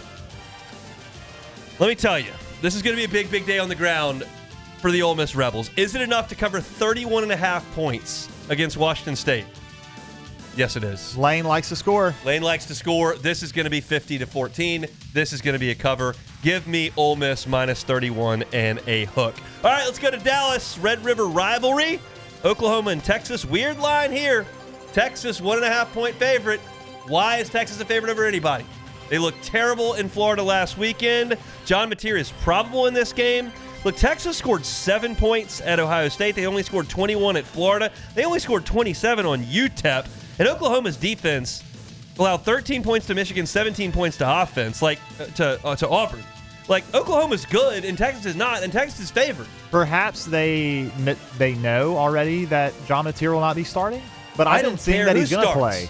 Arch Manning's going to start, and he's not good. That's true. Give me Oklahoma plus 1.5. That's easy. Give me Oklahoma on the money line. It's a pick 'em game. Yeah, it's a pick 'em. Goodness gracious. Give me the Oklahoma Sooners. That's easy money, obviously. All right, 3:15 on the SEC Network. Arkansas is going to Knoxville. to play the Tennessee Vols. Arkansas is still, somehow, 8th in the country in total offense, 514 yards per game. I took the Arkansas Razorbacks at home, catching points against Notre Dame. What did they do? They were down at halftime by 946 points. That's what they did. It was so bad they got their coach fired. Do I dare take the Hogs again to cover an 11.5-point spread now with Bobby Petrino coming out of that tunnel on a motorcycle? No. I do not. I take the Tennessee Volunteers. I lay the 11.5 because Arkansas's defense is abysmal. All right, let me go to 6 o'clock. ESPN, Florida at Texas A&M. Sunbelt Billy, if you do anything in your life, please win this game. One thing in your life, Sunbelt Billy. I don't care what you did in the 3-3-7. I need a win in College Station. It's a 7.5-point number. The Aggies, however, I have something nice to say about the Aggies. Last week, they looked just awful in those uniforms. An embarrassment to the school, which, let's be honest, has a lot of embarrassing things. They're wearing throwbacks this week that are awesome. These are good throwbacks for the Aggies this weekend. Is that worth any points? I don't know, but listen to this. A&M is 22nd in the country in total offense and 21st in total defense. Top 22 in both. Very, very balanced. I think the Aggies in their offensive line will neutralize Florida's defensive front, which is very good. I think the Aggies win this game by 2 touchdowns. 7.5, not enough for me. Give me A&M minus a 7.5. And then we go to the 6:30 ABC game on the Plains, the loveliest little village on the Plains, as they say. It'll be at Jordan-Hare, Auburn and Georgia. 3.5 points. Auburn's catching it home. Look, Auburn's defense is bad. Auburn's offense is bad. Jackson Arnold and this offense are bad. They did not score in Oklahoma. They did not score in College Station. You would think that Kirby Smart's Georgia defense would just put these guys in a locker, but Georgia's 8th in the SEC in total defense. They're 13th in sacks. They're 14th in tackles for loss. They're not playing dominant defense. They're not playing disruptive defense. This is such an Auburn spot. It's such an Auburn spot. They're going to win this game. Not only are they going to cover the 3.5, they win this game against Georgia. Whoa. Hugh Freeze gets his biggest win as the Auburn head coach. War Eagle plus 3.5 in this game on the Plains. Those are my SEC picks. Alabama minus 2.5. Ole Miss minus 31.5. Oklahoma catching a 1.5. The Vols laying 11.5 against Bobby Petrino's Arkansas Razorbacks. A&M minus 7.5. And the Auburn Tigers plus 3.5. But we're being real. Sprinkle the money line. I like War Eagle on the Plains. Wow. How about these picks? You feeling it? I have to say, when I put these games into our little Google document we use, I usually try to guess what your picks are going to be, and I got all of them right except for Auburn and Georgia. I thought you were going to go all favorites except for Oklahoma. By the way, the Oklahoma Texas, I'm seeing both teams being favored by a 1.5, so it's a pick 'em at this point. On ESPN, I'm seeing Oklahoma favored by a 1.5. You're seeing that's on ESPN? Yes. Okay, we're going to go with that because that's what I usually use. Sometimes those move. Obviously, I did this. But either morning. way, it's a 1.5. I'll take Oklahoma. I'm willing to cede the 3 points basically. Yeah. I'm willing to take OU minus 1.5. We will amend that for the record. OU minus 1.5. I'm fine with that. Either way, they're going to win the game. Yeah. Here's why they're going to win the game: because Texas is not any good at football. That's why That's why Oklahoma wins the game. Oklahoma, good football team. Texas stinks. That's a good analysis, I think. Yes. That's why, as I say often, they pay me multiple $1,000s every single year. Yes, they do. To do this radio show. I am a bit worried because I was hoping. The problem is I don't know how you do this because the Costanza picks are good, but like last week, you had your Tuesday picks that you went 9-1 with, and you had a mixture of the not making sense picks and then the actual thought process picks, and you did really well. So it's hard for me to know how you should mix and match those, but you did at least. So again, I have no idea what I picked on Tuesday. So let me see. I'm going back into my app in the little pick'em I have with 25 friends that we all throw in some cash at the beginning of the season and play all year. So the LSU game, the SC games, I have Alabama, I have Ole Miss, I have Oklahoma. I have Arkansas in that one. Okay. I have Florida in that one. All right. I have Georgia in that one. See, so it's just the opposite. It is. But look, I said this. I take that, and this is actually for money. I get it on Tuesday. I just look at the line. I don't look at anything else, and I do my picks. All the picks are done in 14 seconds. Boom, boom, boom, boom. It's done. Which usually this is a page worth of notes where I've done statistics. This is the and problem. Looked at things. This is the problem, Hunt. You're overanalyzing it. You really are. We've seen that. We saw that with the last 3 weeks before last week. You had all this analysis and you went 2-9, 4-6, 4-5, 3-4. 2-9. 2-9 is terrible. It's worse than terrible. It's really the fly in the ointment. Other than that, I'm doing okay. 2-9. Other than that, you're just a few 2-9. games under 500 every This is going to be a big week. I'm really excited for Monday shows when we talk about how smart I am. That's going to be a great show. I think it won't Tune be, in but 2 o'clock on Monday. It'll be awesome. Friday show is brought to you by Cork's Cajun Fried Fish and Shrimp. We'll talk LSU in South Carolina when we come back. The Hunt Palmer Show. Corks, as I mentioned. Check out the menu, corksfishandshrimp.com. If you're one of these folks thinking, man, I'm from South Louisiana, there's no shot I'm going through a drive-through for my seafood. I understand that. We got pride in our palates when it comes to our cooking down here. These guys are from down here, and they've got great fried catfish and great fried shrimp. And they're versatile with it. They can put it on a po' boy as well. They can put it on their famous baked potatoes. You get that baked potato topped with crawfish etouffee and then covered with that fried shrimp. It is something else. They're on Government between Foster and Jefferson. Go by and see them for a late lunch today. If you're having a watch party and you want to feed a bunch of people, they're happy to do catering. They can do that as well over at Corks. Check out the menu, corksfishandshrimp.com. See their bulk orders. See their platters, individuals, po' boys. Even their sides are fantastic. Get those beignet bites when you roll on through. Delicious sweet treat after your seafood. It's Corks, Cajun Fried Fish and Shrimp. They're online at corksfishandshrimp.com. Raising Cane's is our victory meal. Football fans are some of the most dedicated fans in sports. It's a fundamental quality we share, and that fuels every single order of our hand-battered chicken fingers. Wherever there's football, there's Raising Cane's. One love. Let's go. When it comes to choosing energy for your family and your home, make the smart choice with natural gas. You can count on efficient and affordable natural gas to keep you comfortable and reduce your environmental impact to help protect our planet. Together, we're fueling our energy future. Atmos Energy. Flight by Yingling is raising the bar by crafting the next generation of light beer. With only 2.6 carbs and 95 calories, this is premium refreshment 6 generations in the making. Flight by Yingling. Raise the bar. Need security services you can count on? With Veteran Security Services, you're always protected. Locally owned and proudly serving the Gulf Coast, they're not some big national firm chasing profits. They're neighbors protecting neighbors. From petrochemical plants and healthcare facilities to port and maritime operations, Veteran Security delivers reliable protection you can trust. Choose community. Choose confidence. Choose Veteran Security Services. Visit veteransecurityfirm.com. While Louisiana politics can seem like they're from another planet, Moon Griffon isn't afraid to bring politicians back down to earth. Listen to the Moon Griffon Show weekday mornings at 9 on Talk 107.3. It's not just a game, it's a religion. You've got your team colors, team swag, and now your very own website, LouisianaSports.net. Everything LSU, Saints, and Pelicans. Sports on demand. In-depth coverage by sports writing pros with continuously updated news. And with the LouisianaSports.net newsletter, you get pinged directly with top trending stories. Best of all, now and always, no paywall. It's free. LouisianaSports.net, powered by 104.5 ESPN Baton Rouge. Your home for Louisiana sports. We typically think of stress as being bad for us. At Our Lady of the Lake and LSU, we are researching how certain types of stress, such as exercise, can be good for our immune health. By studying people under extreme stress, such as athletes, astronauts, service members, and first responders, we're learning how to improve the immune health of everyone. That's the power of research. That's the impact of champions. Together, we roar. In South Louisiana, you can always count on good people coming together to help our children. At Dreams Come True, we grant wishes for Louisiana children with life-threatening illnesses. But to do this, we need funds. That's why we're trying to raise $100,000 for Dreams Come True by giving away the Blessed Builder School.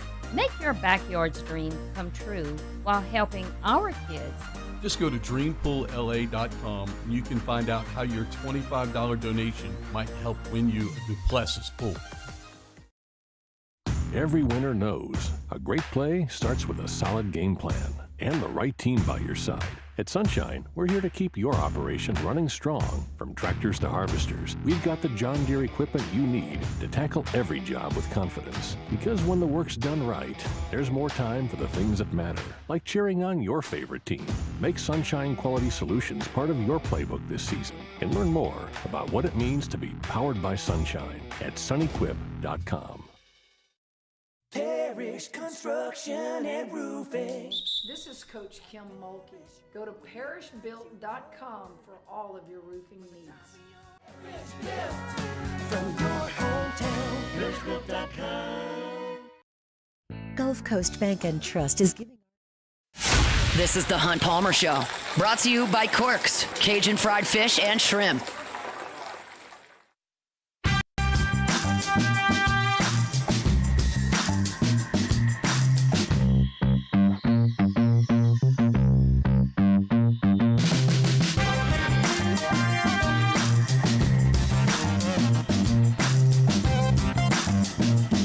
Looking in the Bayou Ford chat, Sven Krusberg says Hunt has lost his mind. Auburn has Freeze and Arnold, UGA by however many they want. It's actually incorrect, Sven Krusberg. Auburn will win the game because I call it that way. So that's what's going to happen. It's like the water boy. That ain't yes. That's what it's going to be. So we'll see. I've got that. It's an aggressive pick. I am excited. That was quite the water boy impression. Look, Vicky Valancourt. You know, all the women in the Adam Sandler movies are VV, Vicky Valancourt, Veronica Vaughn, and there's another one. Oh, what was the one from Happy Gilmore? Oh yeah, what was her name? Vanessa. Oh shoot, I can't think of it, but it's a weird little Easter egg that I'd never considered. I'd seen those movies a bunch. Virginia Vinet. Virginia Vinet. There you go. There you go. Yeah. Virginia Vinet, Veronica Vaughn, Vicky Valancourt. Vicky Valancourt's a bit of a stretch. Yeah, a little bit. But the other ones kind of work. All right, let's talk a little LSU and South Carolina. Brian Kelly met with the media yesterday, and he talked a little bit about the offense. If you missed my first segment, I told you why I really like LSU's defense in this game. That's not a hot take. Statistically, this is a mismatch, LSU's defense in Tiger Stadium against South Carolina's offense. But as we know, LSU's offense has had its sincere struggles, and Brian Kelly talked yesterday about those struggles early in games that LSU just had trouble getting it into gear. This is what the head coach had to say. We need to start faster. You know, we have not started at a level that is a standard of what really good offenses play at. You know, we've been a little bit here, a little bit there, but it's been off and on. We need a much more explosive start, if you will. 3 and out's not that. But let's see how this team goes for 4 quarters. We need first quarter, second quarter, third, and fourth. We've outscored our opponents largely in the second half. We need to be better in the first half. I think the crowd is important in this game on Saturday night, especially when LSU's on defense, obviously. And you're going to get a cranky group of purple and gold folks if the offense comes out and punts immediately twice. Like, you're going to get a group coming off the bye, coming off a loss in that stadium. If you come out and, you stumble out of the blocks offensively, you give up a sack to Dylan Stewart, or you can't complete a pass on 3rd and 8, and it's just – you're going to get a cranky crowd. Conversely, if you go out there and hit a couple, you could really get some juice in that stadium. The defense is going to play well, and that's when I think LSU can overwhelm South Carolina. And so we'll see what happens. But Brian Kelly said he's kind of waiting for a breakout of this offense.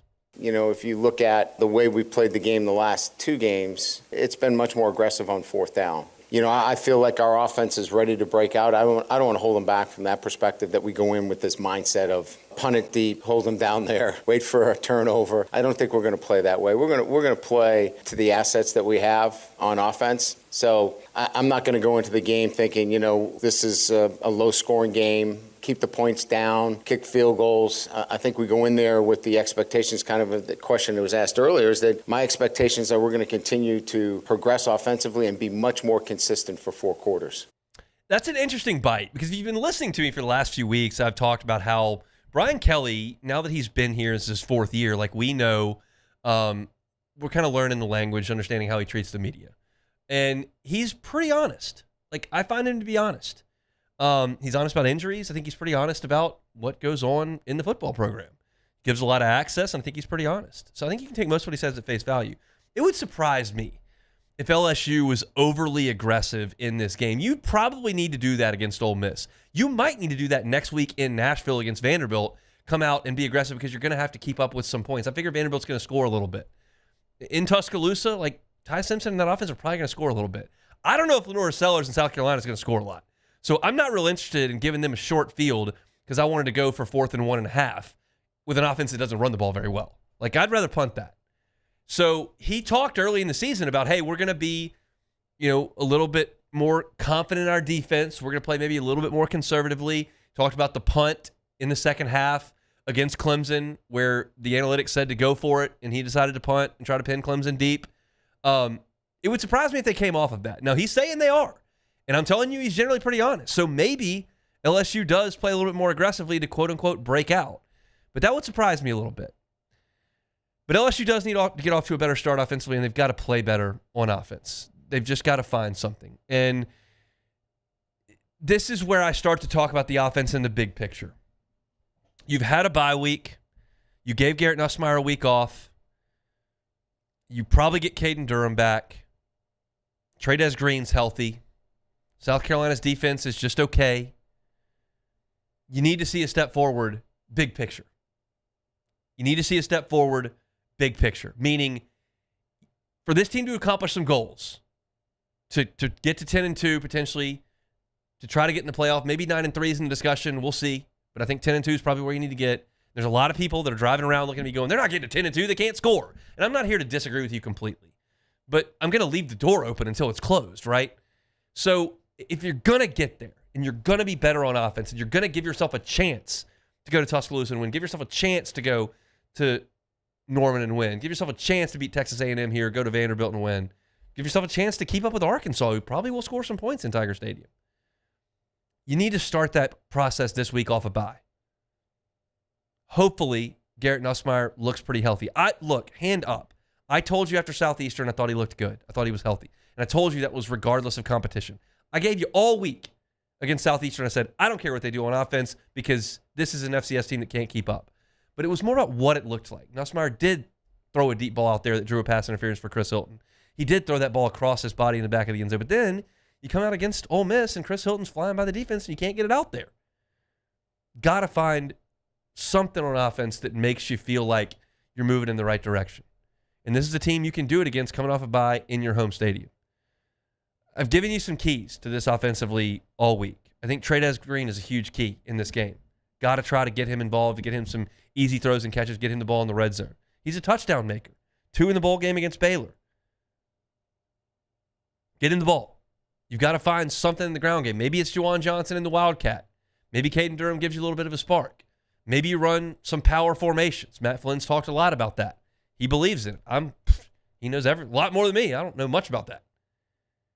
But show me something offensively. My confidence is low there. It just is. My confidence is low. I open the show giving you how much confidence I have in this LSU defense in this game. The confidence on the other side of the ball for me is just not really there. But you've got to find something on the offensive side of the football. We'll see how aggressive they are. Hopefully you put the defense on the field first. But this is a week to take a step forward with that offense because you're going to have to pack one when you get on that plane to Nashville. I say all the time, the best 2 words in SEC football scheduling are at Vanderbilt. Clark Lee's trying to make me eat those words because Vanderbilt looks a little bit better. They score. South Carolina, not so much. We'll see. I'll kick this thing off tomorrow at 6:55 inside Tiger Stadium. Looking for my LSU content, you can find it at Hunt on LSU on YouTube or wherever you find your podcast. That's Hunt on LSU, certainly on LouisianaSports.net as well. Got a column up today on LouisianaSports.net that talks about Trey'Dez Green. Get him the football. Want to give you our broadcast schedule for tomorrow, certainly, before we get out of here again. Kickoff is TV time, 6:45, so that's what we base everything on. I'm telling you, the listener, that, hey, 6:55 is actual kickoff time, but for our purposes, 6:45 is kickoff time. We'll start everything up over on Eagle 98.1 Game Day at 1:45. They'll be at Rouse's, Burbank. Charles Handiger, Matt Musso, getting you ready for 3 hours, 1:45 to 4:45. They'll hand it off to me on the LSU Sports Radio Network. I'll be on campus between the ramps of the Assembly Center for our pregame show on the network. It'll be myself, Brandon Taylor, and Marlon Favorite. We'll be with you from 4:45 till about 6:20. At which point we'll hand things off to the broadcast team of Chris Blair, Jacob Hester, and Gordy Rush. They'll have the call of the game 30 minutes after it goes final. Me, Brandon Marlin on the Fighting Tiger postgame show on the LSU Sports Radio Network. And 90 minutes after the game goes final, right here in the Raising Cane studio, Charles Handegriff and Richard Dixon to the wee hours of Sunday morning. So start your day with us at 1:45, getting you ready for LSU and South Carolina Saturday night in Death Valley. I'll give my pick to that game as we finish the show today. When we come back, it's a little take it or leave it. Something tells me there may be some Cubs and Brewers talk in there. We'll talk about the games nationally as well, including Oregon and Indiana. So don't go anywhere. Come back with us on the Hunt Palmer Show. The Hunt Palmer Show. These ice cubes could have been a thankless bed for an all-you-can-eat salad bar. But instead, they cradle and cool the crisp, refreshing Dos Equis. Nicely done, ice cubes. When it comes to pipe fabrication, time is money. And at River Parish Contractors, we make every second count. Our 36,000 square foot shop is ready to take on your projects right now.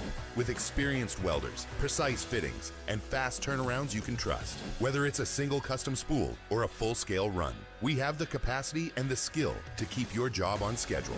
Call us or visit rpcontractors.com for your quote. That's rpcontractors.com.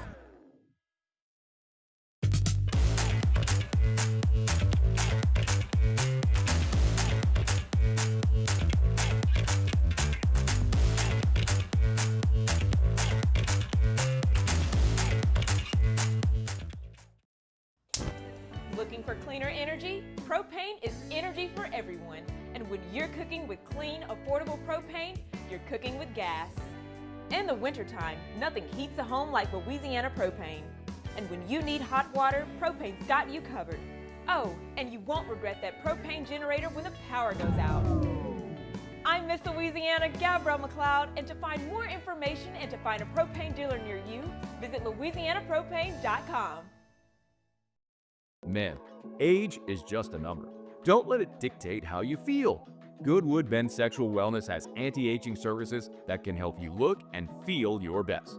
Visit yourgoodwood.com and discover a renewed sense of vitality. Breck teamed up to reimagine your parks, and you imagined big. With your help, we went to work, creating 12 beautiful community parks across the parish. A family-sized water park, miles and miles of trails, and parks just for your dogs. There are more places to splash, to explore, to run wild, and even soar. You imagined, we delivered. Gold.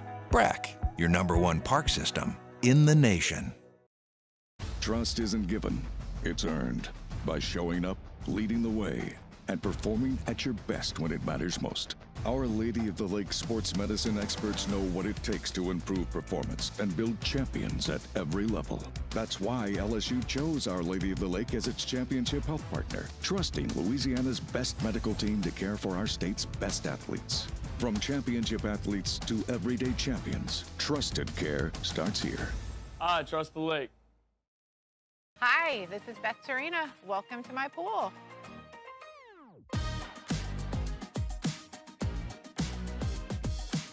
The first time I saw this beautiful pool, it exceeded every expectation that I had. They were able to get everything we wanted in this pool. It is a beautiful pool. We live out here, we eat out here, we watch TV out here. This is like our living room outside. We love this pool and everything about it. When we decided to build our pool, we called a great friend who is one of the best pool builders in the country in North Louisiana, and we said, who would you choose to build a pool in Baton Rouge?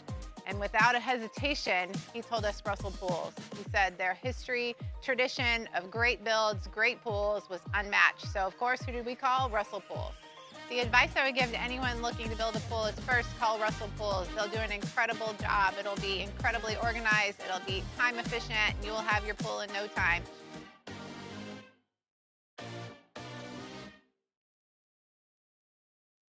Gulf Coast Bank and Trust is giving our customers the power to bank anywhere, anytime during this challenging event. And we're right there with you. Our mobile. You're listening to The Hunt Palmer Show, brought to you by Corks, Cajun fried fish and shrimp.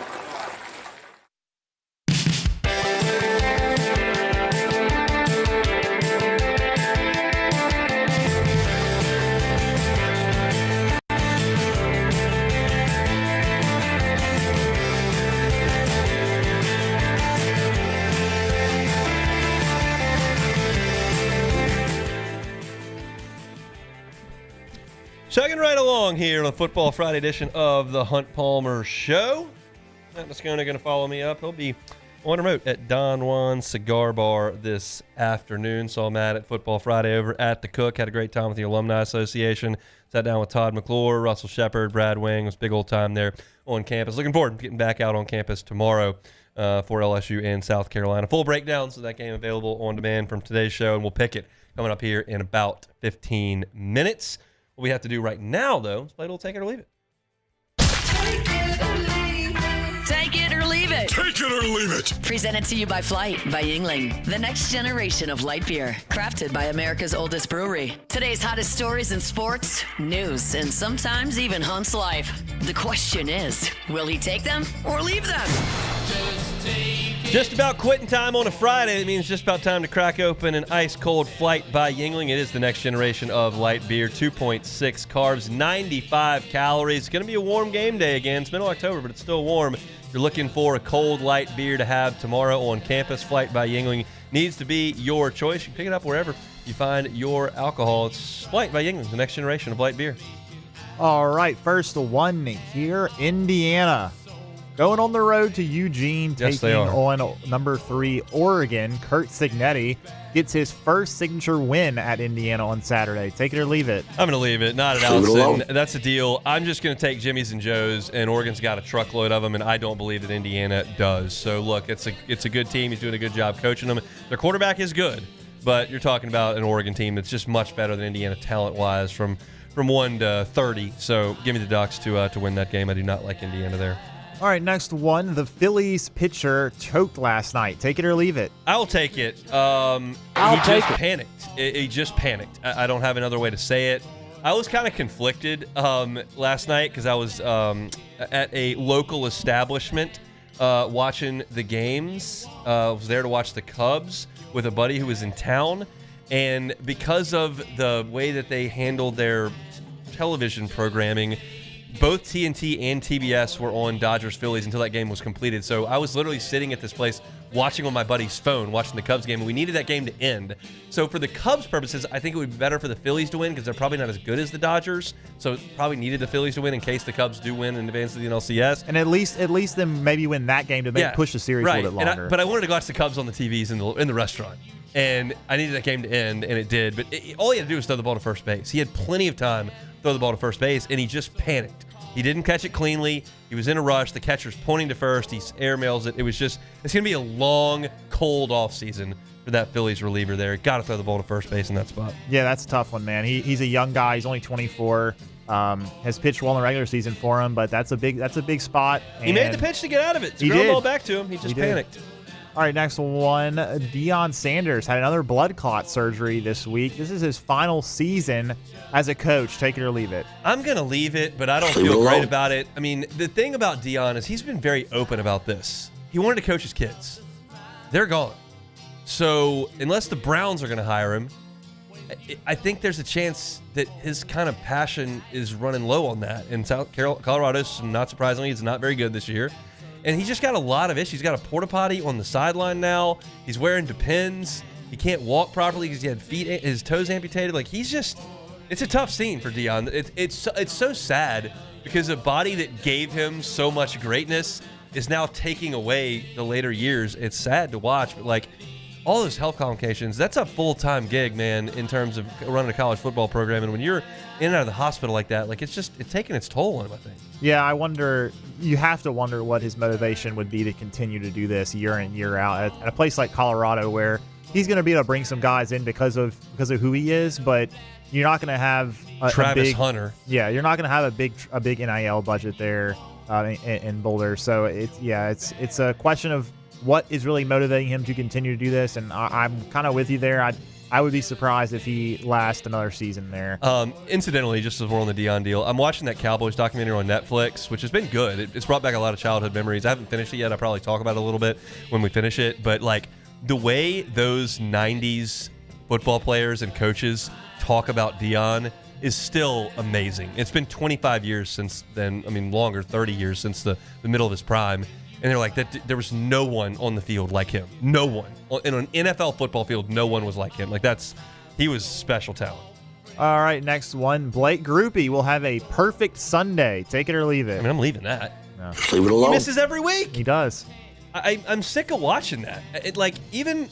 I've gotten to the point with NFL kickers where they trot out from 53, like you're supposed to make it, and like he just misses a lot. And well, those are 50-yarders. It's an NFL kicker. It's not college. His only job is to kick it through the uprights. It's not that he can't get it there. He said he can't get it through.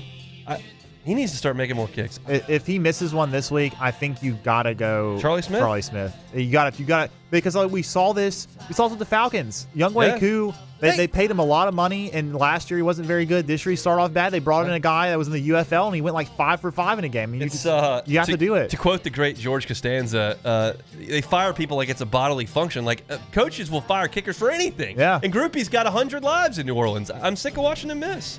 All right, next one. The Cubs will start Shota Imanaga on 4 days rest on Saturday. Take it or leave it. I'm going to leave that. I just can't imagine they're going to send him out there. Like, the next time Shota Imanaga pitches, if he does, it needs to be Game 3 of the NLCS in Wrigley in the cold with the wind blowing. Like, he does not need to pitch in Milwaukee or Los Angeles. Like, he's giving up too many home runs. Yeah. In the playoffs, it's first team to 3 wins. And if you give up a 2-run homer, you've almost lost. He's out of gas. He's given up 12 home runs in his last 11 starts. Yeah, it's real tough. It's real tough to watch it because, I mean, he was so good in the first half and just had some struggles with injuries and all that. And so now, yeah, the second half of the season and then now in the playoffs, he has just given up so many homers. It's got tough. An off day. You can piece 9 innings together with Colin Ray and Drew Pomeranz and Kittredge and Keller and Valencia. There's 9 innings in that. I could see, I don't know, man. Ball. Yeah, I think Craig Counsell still. It's hard for me to. It would be hard for me to say that he doesn't trust Shota anymore, and I understand why he wouldn't. I mean, it makes sense why he wouldn't, but sorry, you give up 2 home runs every time you take the ball. Yeah, and they hit it to the moon off you in that stadium 5 days ago. Yeah, so I can't deal with it. I could see a potential where they start him and it's just got a super short leash where, you know, if you get more than 2 or 3 guys on base or walk guys, then they will pull you. I will tell you this: if they start Mizorowski and he pitches really well and starts giving me all these fist pumps, oh no, and the guy who bailed on LSU and then is just dominating the Cubs and he's celebrating like a dork, I'm gonna lose my mind in that press box. If they send him out there, I need all-time failure. I need meltdown, 4 walks in a row, boot off the field. I cannot handle this guy. He's hurt me too many times. I appreciate your commitment and signature with Louisiana State University. That means a lot to me. Then you went and took the money and went to the Brewers, which most people would have done. It was the right decision. You're now a professional. You're making lots of money, and you were an all-star this year. I need failure because I do not like Jacob Mizorowski. The Miz, as they call him. He needs to be Miz. Yeah, we need some walks if he's going to be out there. It goes 104. Yeah. That's fast. It is. Last one, 90 degrees in October. Take it or leave it. I'll leave it. Leave it alone. I like the hot weather. I'm good with the hot weather. I don't complain about hot weather. It'd be nice if there was one day in the 70s, a high like it's 74 or 5, but I get that day's coming. Our fall is December. That's the way that I generally phrase things. Our day's coming. It's just not here. I did see on Twitter today that there's like a heat wave coming next week, that we're going to be in the 90s. And then Steve Caparata said that this is the longest into fall that we're going to have without a high in the 70s in like a long, long time. So, look, I'm okay with the hot weather. I'm good in August. It's fine. I don't like when it's freezing cold. But I will contend that you would like a nice brisk day. Yeah, let's just get like a low 80s at least. I mean, come on. Yeah, it's going to be warm. But that just means you can drink more Flight by Yingling, which, by the way, brings you Take It or Leave It every single day. All right, our Football Friday show is brought to you by Cork's Cajun Fried Fish and Shrimp. Delicious jumbo shrimp right here from the Gulf. And the crispy, clean, fried catfish. Got your po' boy, shoestring fries, cold slaw, honey butter rolls, beignet bites, crawfish etouffee, baked potatoes. They got it all over there at Corks. Check out the menu, corksfishandshrimp.com. If you need them to help you out with your tailgate, they're happy to do it. They can also help you out with feeding the office, lunch and learn, birthday parties, whatever the case may be, watch party for LSU or the Saints. Corks, Cajun Fried Fish and Shrimp. Check them out online, corksfishandshrimp.com. All right, we'll come back and pick LSU in South Carolina. That's next. Finish things up on the Hunt Palmer Show. The Hunt Palmer Show. Genesis of Baton Rouge. GenesisofBatonRouge.com is the website. Every car that is on the lot is online at GenesisofBatonRouge.com. Every single model in the line, all of them, are IHA top safety picks. All of them, which means when you get behind the wheel of a Genesis, you're behind the wheel of one of the safest cars on the road. It's a luxury brand at a reasonable price. The team there, the facility there, it is all first class. They have spared no expense, and they have unturned every single rock. It's a phenomenal spot over there, Airline at PQ. If you are in the market for a vehicle, whether that's next week, next month, next year, it's not something that happens every year for everybody, but when that time comes, just put Genesis on your list. It's right there on Airline at PQ. You're probably going to be on Airline Highway anyway if you're in the market for a new vehicle in Baton Rouge. Just make that one more stop at Genesis of Baton Rouge and get behind the wheel. You will see that difference, and they'll also give you America's best warranty. It's Genesis of Baton Rouge, online at GenesisofBatonRouge.com. Flight by Yingling is raising the bar by crafting the next generation of light beer. With only 2.6 carbs and 95 calories, this is premium refreshment 6 generations in the making. Flight by Yingling. Raise the bar. Parish Construction and Roofing. This is Coach Kim Mulkey. Go to parishbuilt.com for all of your roofing needs. From your hometown, parishbuilt.com. My father, J.B. Falgu, had a vision of growth for First American Bank and the communities we serve. The bank's foundation was built on his legacy of compassion, loyalty, and dedication. Through his years of leadership, First American has prospered to heights even J.B. could not have imagined. I know my father would be extremely proud of the customer service and financial stability that First American provides to Southeast Louisiana. We continue to thrive because of the legacy of J.B. Falgu.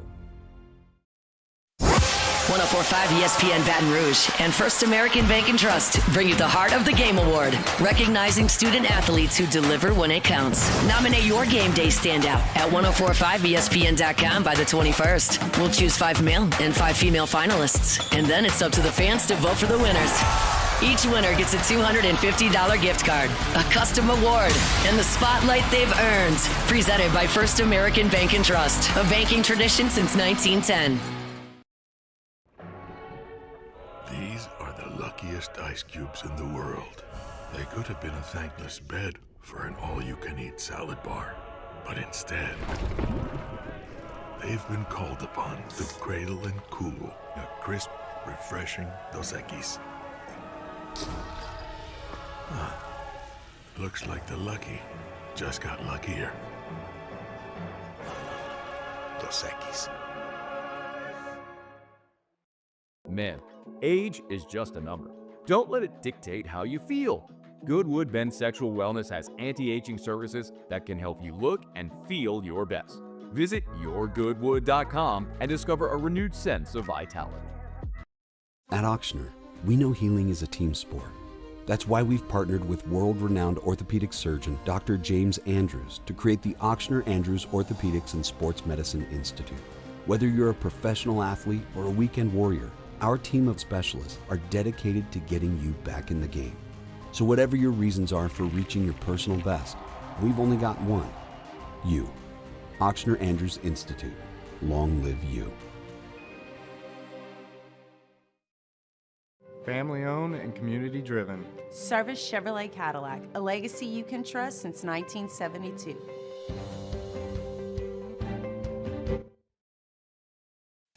This is the Hunt Palmer Show, brought to you by Quirks, Cajun fried fish and shrimp.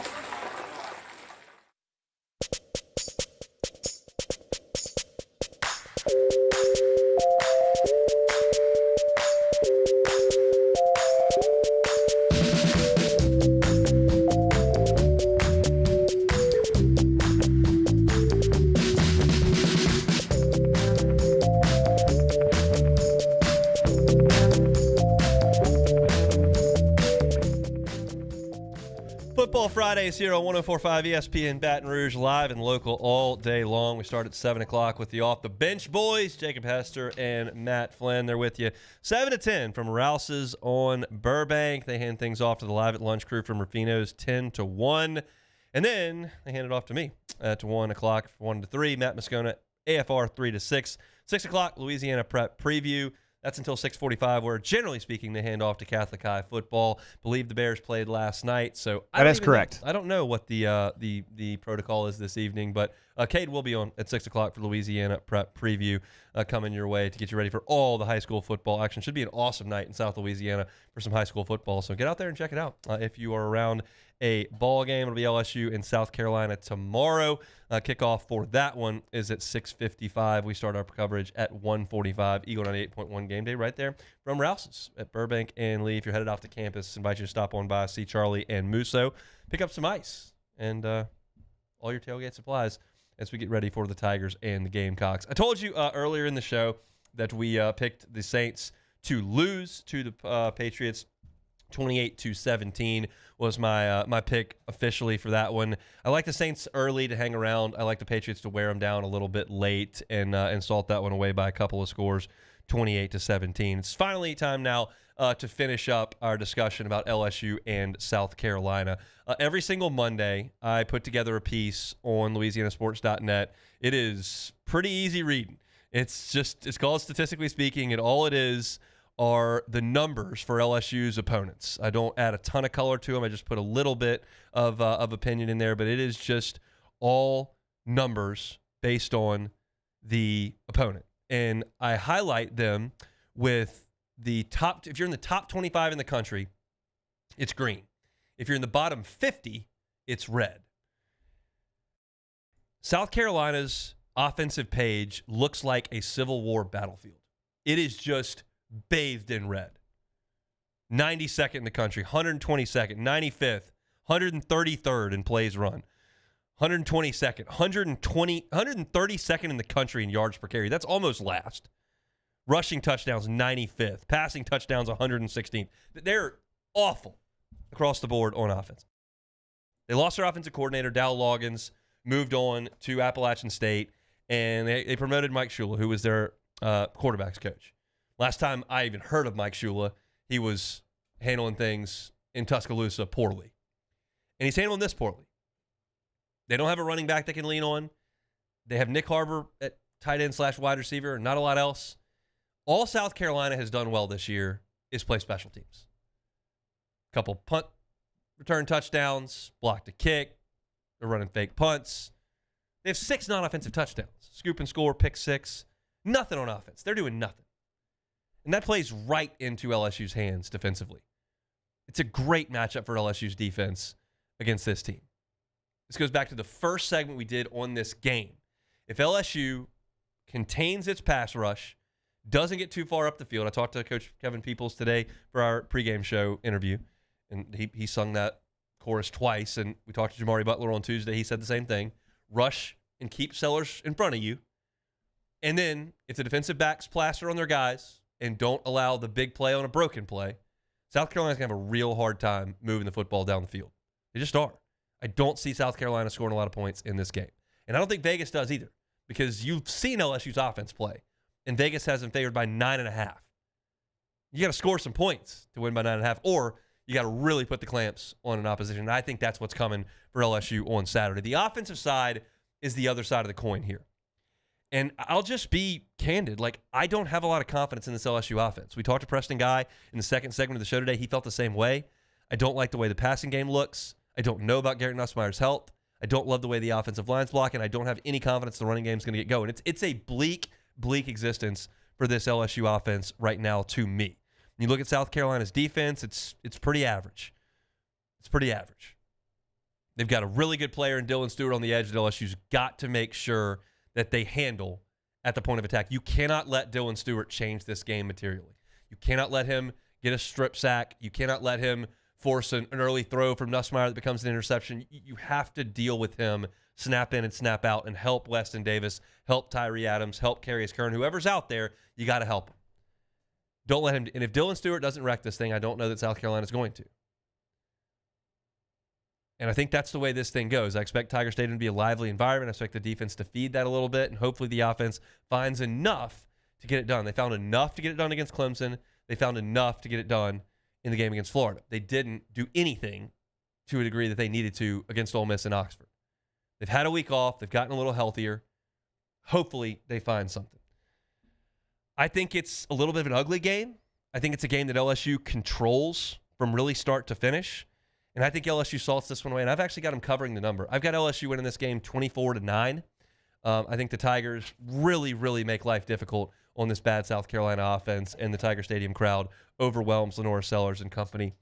The caveat I'll leave you is if LSU turns the ball over. But if they play this thing straight up and they're solid and they're fundamentally sound, I think they do enough to win it. It looks a little bit like the Florida game without the 5 turnovers that LSU grabbed in that one be an interception. Give me LSU 24-9 over South Carolina in this one. I think the Tigers get back on the right track. And look, I'll leave you with this as a last thought. You win this game against South Carolina, and you find somehow, some way to go to Nashville, Tennessee, and win by 1 point. Win by 1 point against Vanderbilt. You will come home to the environment of the year against Texas A&M, who might be unbeaten at that point. The environment of the year. And all of a sudden, the negativity that's been around this place since the Ole Miss loss starts to turn around. That's out there, but you got to take care of business first. It's LSU in South Carolina tomorrow. I like the Tigers 24-9. That's it for today's show on this Football Friday. We're brought to you by Cork's Cajun Fried Fish and Shrimp. Missed any of it? Catch it on demand wherever you find your sound. Just search Hunt Palmer Show. Looking for the Saints? Hunt on Saints. Looking for LSU? Hunt on LSU. And we always invite you to check out our stuff for free over at LouisianaSports.net. I'm done. Matt Moscona is going to drive you home next after further review from Don Juan Cigar Bar. Have a wonderful weekend. Go Tigers. Come on, Cubbies. See you Monday. The Hunt Palmer Show. Looking for cleaner energy? Propane is energy for everyone. Propane water heaters are very cost efficient.